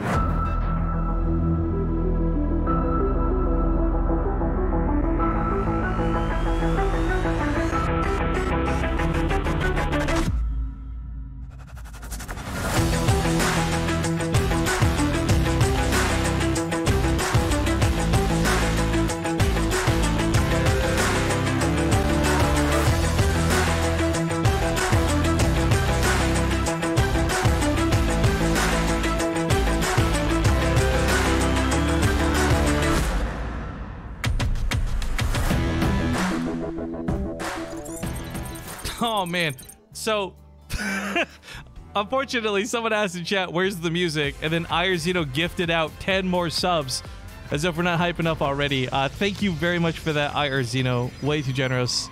So you'll hear a couple of those sub sounds come in here as we get into game number 2. But it is, like I said, the grand finals. We've turned into a best of 3 instead of a best of 5, all so that we can make these players a little bit happier due to them playing so bloody late. But spawning here in the bottom right, he's up 1-0. Could be the last game if he locks it down. It's the red Protoss, Geralt. To the top left. What am I, New Zealand? To the top left, he's got a nice dick. Put a lot of work into cleaning it. Okay, I'm going to stop right there. We have the Brazilian blue Zerg player, Eric, who is presently on his last life. Looking to bounce back. And I gotta tell you guys, it sucks seeing a loss like that. DTs should never run that rampant, and very few Zerg players get caught off guard by it. But it does happen once in a while. I want to tell you another story, though, of another player that I thought was kind of shit at first glance, taking bad losses. No offense, Eric, but that's how that game looked, let's be real. And that was once upon a time, Kelazur. The first time I ever cast Kelazur was in Copa America. I tell the story all the time, not to embarrass him, because it's cool to see how far he's come. And in that tournament, they'd invited 3 or 4 non-Copa America players, and they had Huck being one of the players representing Canada.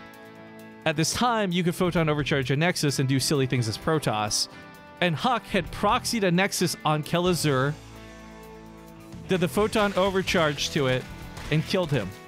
And it looked embarrassing. And at the time, I had never heard of Kelazur, and I'm like, who is this random Terran scrub? Fast forward to today, Kelazur is one of the best foreign Terran players. Eric actually just did something really good here too. Sorry, I'll highlight that in a second. Finishing up my story.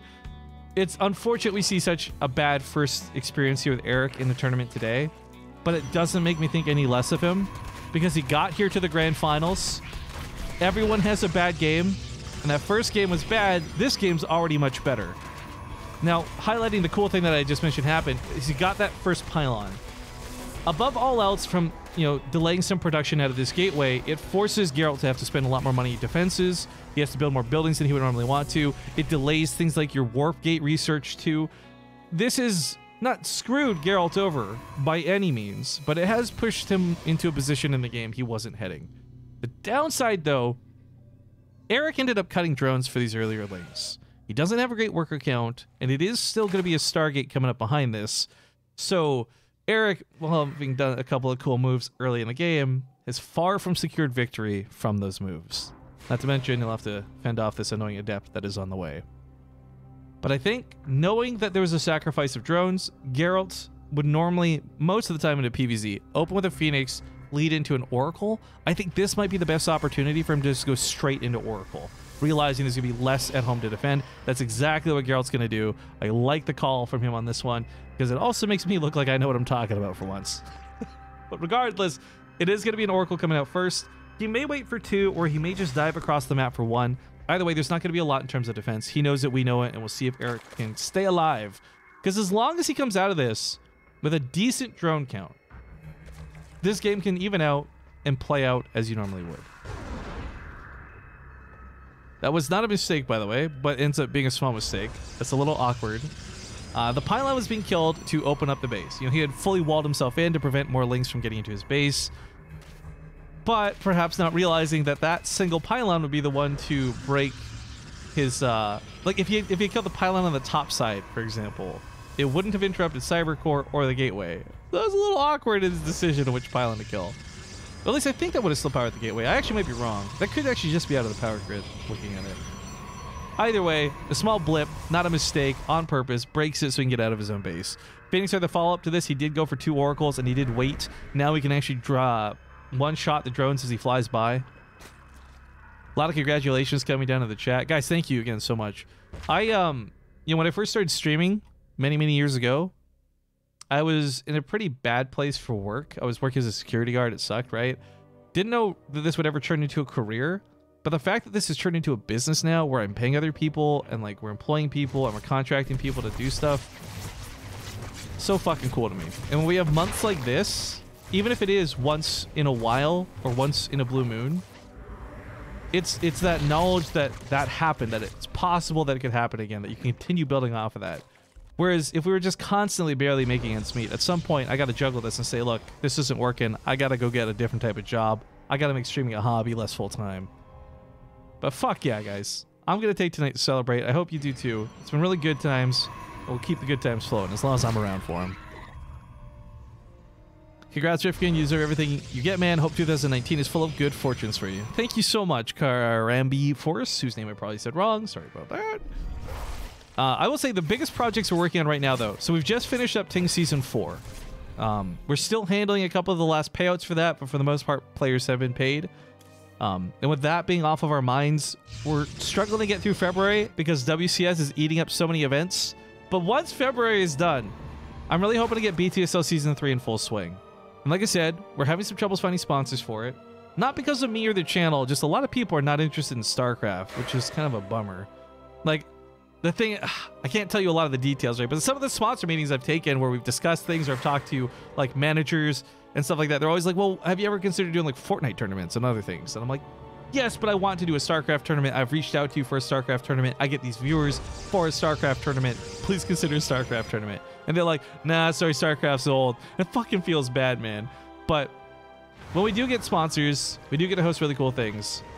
But I am, like I said, my primary focus right now is BTSL Season 3. Once that's up and running, I mean, that's going to be up and running. We're either going to pay for that ourselves, fam, out of the subs and out of donations, or we're going to find a sponsor for it. Either way, BTSL Season 3 is my current project I'm working on. Good response here with the Oracles.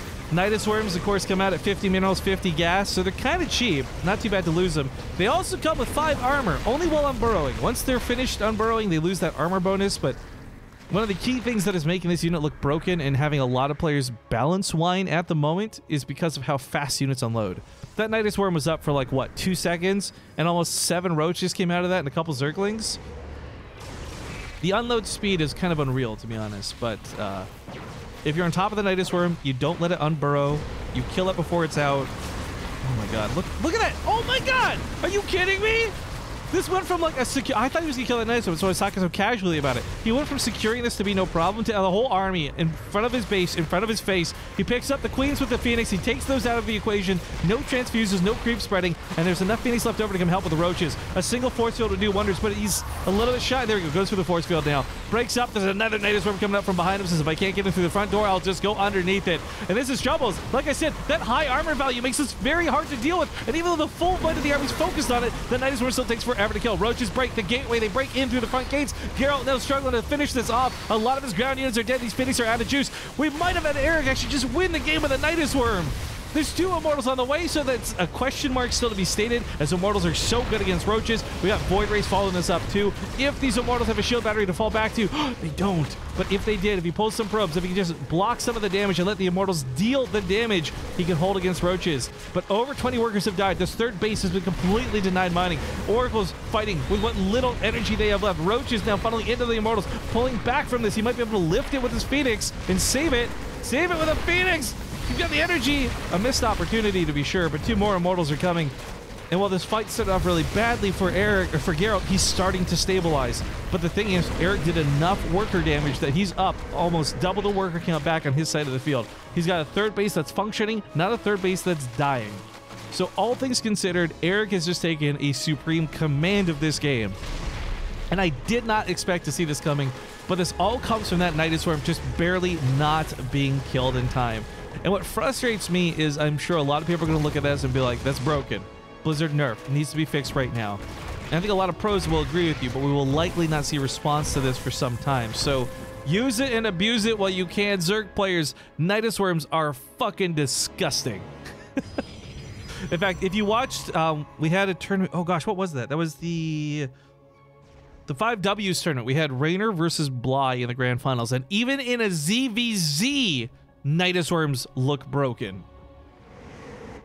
But whether it's the higher armor value or whether it's the fast unload, maybe it's a combination of the two. Something needs to definitely change in the Nidus Worm. It went from a building that was never used ever to a building that is just almost impossible to stop.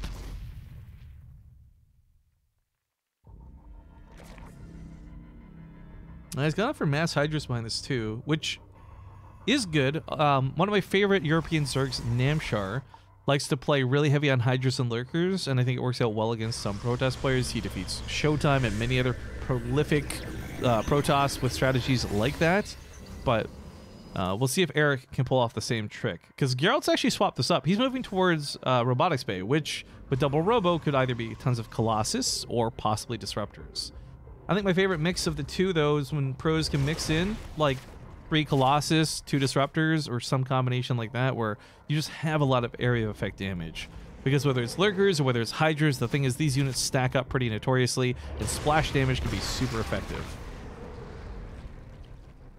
I do like how proactive he's being with these Phoenix, though. There's no point leaving them at home doing nothing, but there's also not a lot of opportunities for him to dive in. But by keeping all these Hydralisks at home, fearful of the Phoenix, it also means that Eric's not moving across the map to cancel another third base, which, by the way, Geralt very desperately need.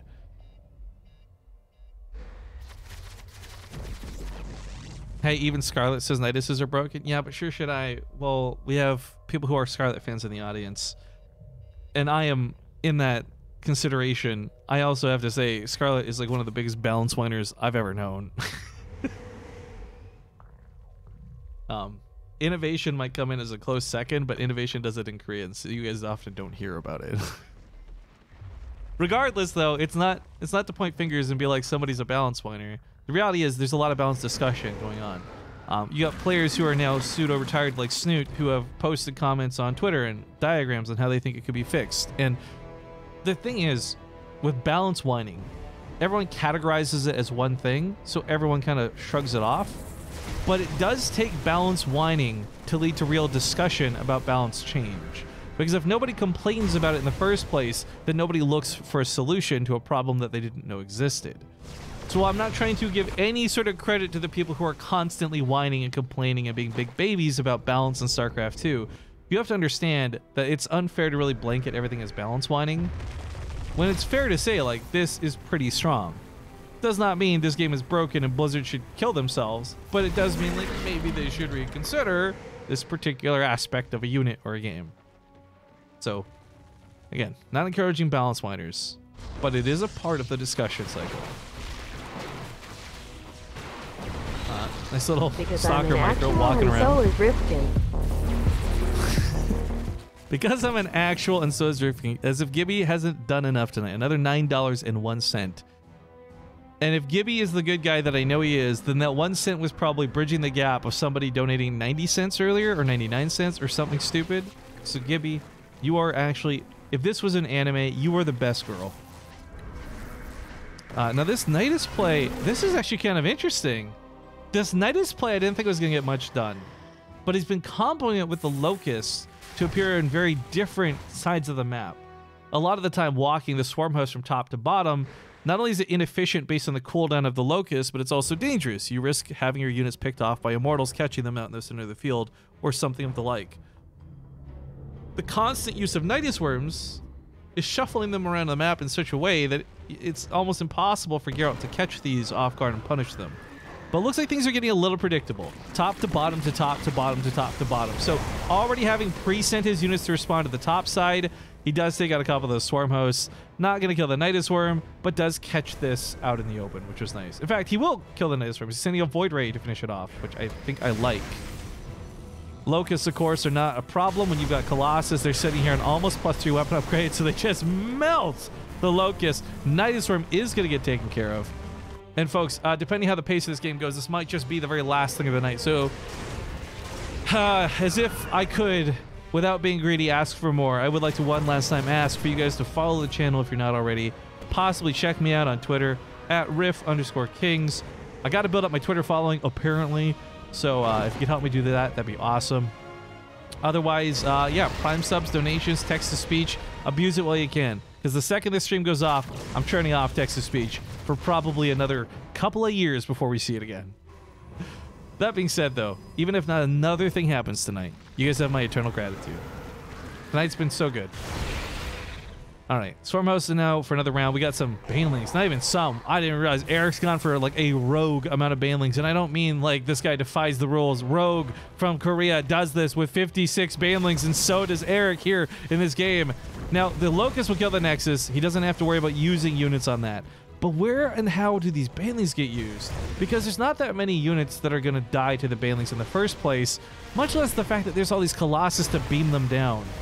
So maybe a couple Blinding Clouds, maybe a couple of Abducts. I'm not sure what Eric's plan here is, but one thing's for certain. He can't walk into Colossus like this. He'll have a really bad time. More units are warping in on the front lines as well. He's chosen to go with Stalkers. They do have Blink and +2 and soon to be +3, as I've been hinting at for a while. Once this upgrade finishes, Stalkers are actually really powerful. I gotta say, like, unupgraded Stalkers with Blink, I kind of let's be honest, it's like whatever.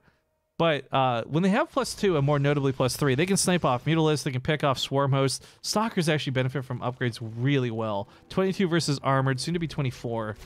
And a couple of these Phoenix get caught. Not quite grabbing the Swarmhost the way he wants to, but there's some of that Blink action. Geralt is, of course, trying to get his third back up for the, was it, third time this game? Kind of expensive. Mani's looking a little bit weak. He does have a Warp Prism in the main, though, and while this entire army is perhaps distracted, those Banelings will be really useful here in the main. Spinecrawler was built to distract us, buys him a little time to respond, actually. Maybe enough time. As the army responds, we got Storms of Plenty! Oh my god! Combined with those Colossus shots, Eric lost so much army, but he replaces it by building 62 Zerglings, immediately using up all of his larvae to replace those losses. But oh my god, a couple of Storms, a couple of blasts from this Colossus, and that Zerg army, like, a third of it disappeared. I think if at any point Eric could find a way to get around this and pincer in... Asexual. Oh, asexual sounds a lot like asexual over and over again. That's weird. Oh my god, wait, he's got 42 Banelings. He's building another 42. We have 88 Banelings in play. Yo, shout out to SC2 highlights. I'm sure you're probably gonna grab whatever clip this ends up being, because whether it's good or whether it's bad, this is so many Banelings about to crash into this Protoss army, and I don't care how many Colossus shots you got. Some of these Banelings are getting through. There's no question about it. Force field's on the right side, gonna choke these out a little bit. Big storms, big shots. Another force field comes down. Colossus abducted into the front lines, but 80 Banelings are used for nothing. The first 40 die. Geralt holds the line. More Colossus also standing. And while we got these asexual spam, he cooks up the Banelings for dinner like it's nothing at all. Eric also dying in the main base to Geralt. What a god! Takes an impossible fight. 80-something Banelings die. Over 88 Banelings die for nothing. No connections. No detonations. He clears out the bottom. The army's gone. There's some Hydras here, but the main base has been gutted clean. I do believe, ladies and gentlemen, we see a 2-0 on the horizon. Although I will say this much, right? Asexual win. Gibby has donated $5 over and over and over and over and over again to spam asexual. Thank you. Asexual when? Well, okay, let's hypothesize I use one of the emote slots to get an asexual emote. What does that even look like? Because the guy who said it was a troll, and I feel like we're turning into this into a real thing. Like, you guys want to be treated like actuals. I don't even know what that would look like. Alright, Zealot hit squad here to the bottom side. It's a pretty weakened Spinecrawler. It's not had creep feeding it for a while, so it's kind of starving out. An inexpensive fight for Geralt down here, even if he loses these Zealots, which, by the way, he goes for the recall, saves 3 out of 4. Now warping 3 more into the main base. Oh, this is so cool. The same way, this is the reason this is cool to me, sorry to explain, other than just say this is so cool. It is a reflection of what we saw earlier, right? We had Eric, Nidus Worm, and now we have Geralt, like, attack and warp in, and then attack and then warp in. And it's just been a lot of back and forth. in every sense of the phrase. Ling run by here is just shut down. I think Geralt's got to know he's got some time on his hands. Whether he uses that time to secure a 4th base or go for a kill, I just... I'm just amazed at the way the pacing of this game's gone. 14 Nidus Worms, by the way. 14 Nidus Worms built and killed during this game.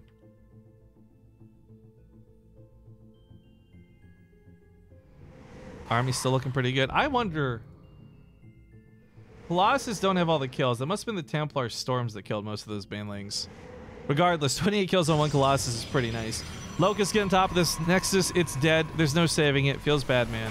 But Hatchery in the main base also dying. Hatchery in the south base also dying. We got this Templar a little exposed, but guess what? There's nothing to jump on them. They can just sit here out in the open because they don't need no man. These to be strong, independent women's. And with every single storm that goes off, whether it's a good shot or a bad shot, its damage Eric cannot easily replace. We are the actual squad. God damn it. I'll tell you what, if any of you can submit to me an idea on Discord, like whether it's an MS Paint mockup or a real idea through text, you tell me what an actual looks like, I'll make it happen. We'll spend the 50 bucks. We'll get the emote made. It'll be the best one you've ever seen.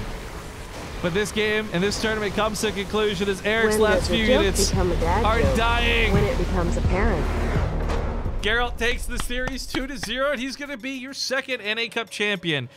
So, by the way, this means our first NA Cup held on Friday was won by the French European Terran Marine Lord. The 2nd North American Cup we host was won by the European player Geralt, who I think is Polish, but I don't want to say because I'm not sure for certain. But the point is, that's 2 NA Cups with 2 European champions. This is my message to the likes of Neeb and Masa and the great players out there. We need someone to defend the goddamn region.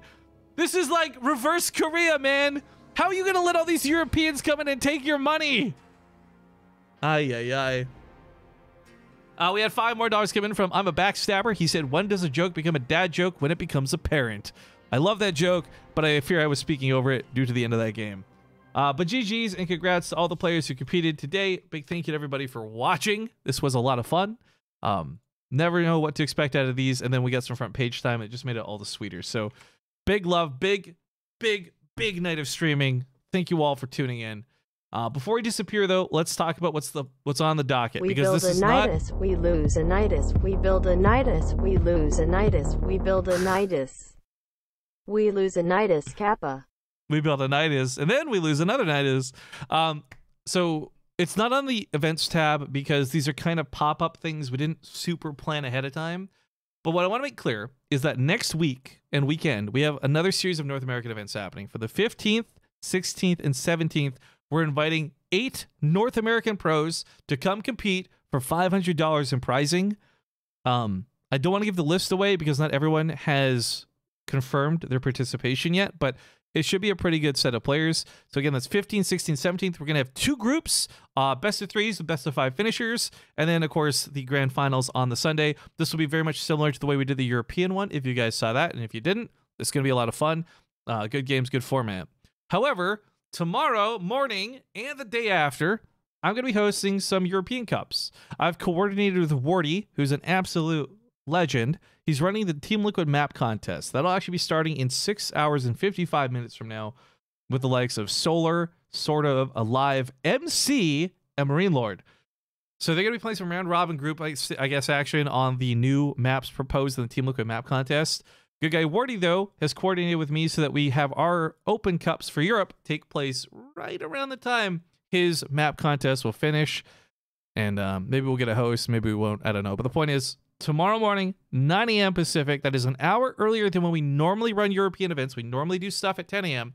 But at 9 a.m. Pacific, that's 6 CET, or I think noon East Coast, we're going to be doing another Open Cup for Europeans. And we'll see how that plays out. I think we should get some good signups. I think we'll have some good times. But folks, that is going to do it for the night. So that'll be happening, again, tomorrow. And the day after, we have 2 Open European Cups. And then after that, a small break. And then next weekend, we're back with more North American StarCraft. So I know we don't typically do a lot at this time zone. If you've enjoyed this, I hope I'll see you come back. But folks, that's it. I know there's some StarCraft people streaming right now, and I want to give some shout outs to them because I'm not going to host them. Kara didn't buy this host, and she didn't ask me for this, but Kara had no reason to come by and give us 50 subs today, and she gave us 50 fucking subs.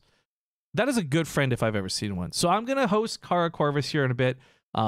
But just to shout out some people, like I said, there's some really good other people streaming right now. You've got Pig, you've got Livy B, you've got Vibe, you've got Kuwain, aka Top, you've got Jason, who didn't play today because he's a coward, and I'm calling him out for it. You got Puck, who absolutely killed it in his WCS group today. Maynard, Uppetry Zelda, Gosu PvP. I've heard a lot about this Florencio guy. I know nothing about him. What is your deal? What's this hat thing I always see him wearing? It's a Nexus. He's wearing a fucking Nexus for a hat. I don't know this guy, but I love everything about him from what I hear. Anyways, guys, I'm going to go host Kara because she's an absolute legend. Gibby, thank you for everything tonight. You, above anyone else, have been more generous than I could ever ask for. And I can't wait to see what the numbers from tonight look like as we break fucking records, boys. But thanks again for watching. I'll see you tomorrow morning. Go give Kara some love. Just, you know what? The raid message for Kara, thanks for the subs. That's it. When you go to her channel, I want you guys, Ace 1, Ace 2, Ace 3, whatever, but I want you to write thanks for the subs because goddamn, I appreciated it. So take care. Have a good night. And let's all celebrate the fact that Avilo is banned off of Twitch.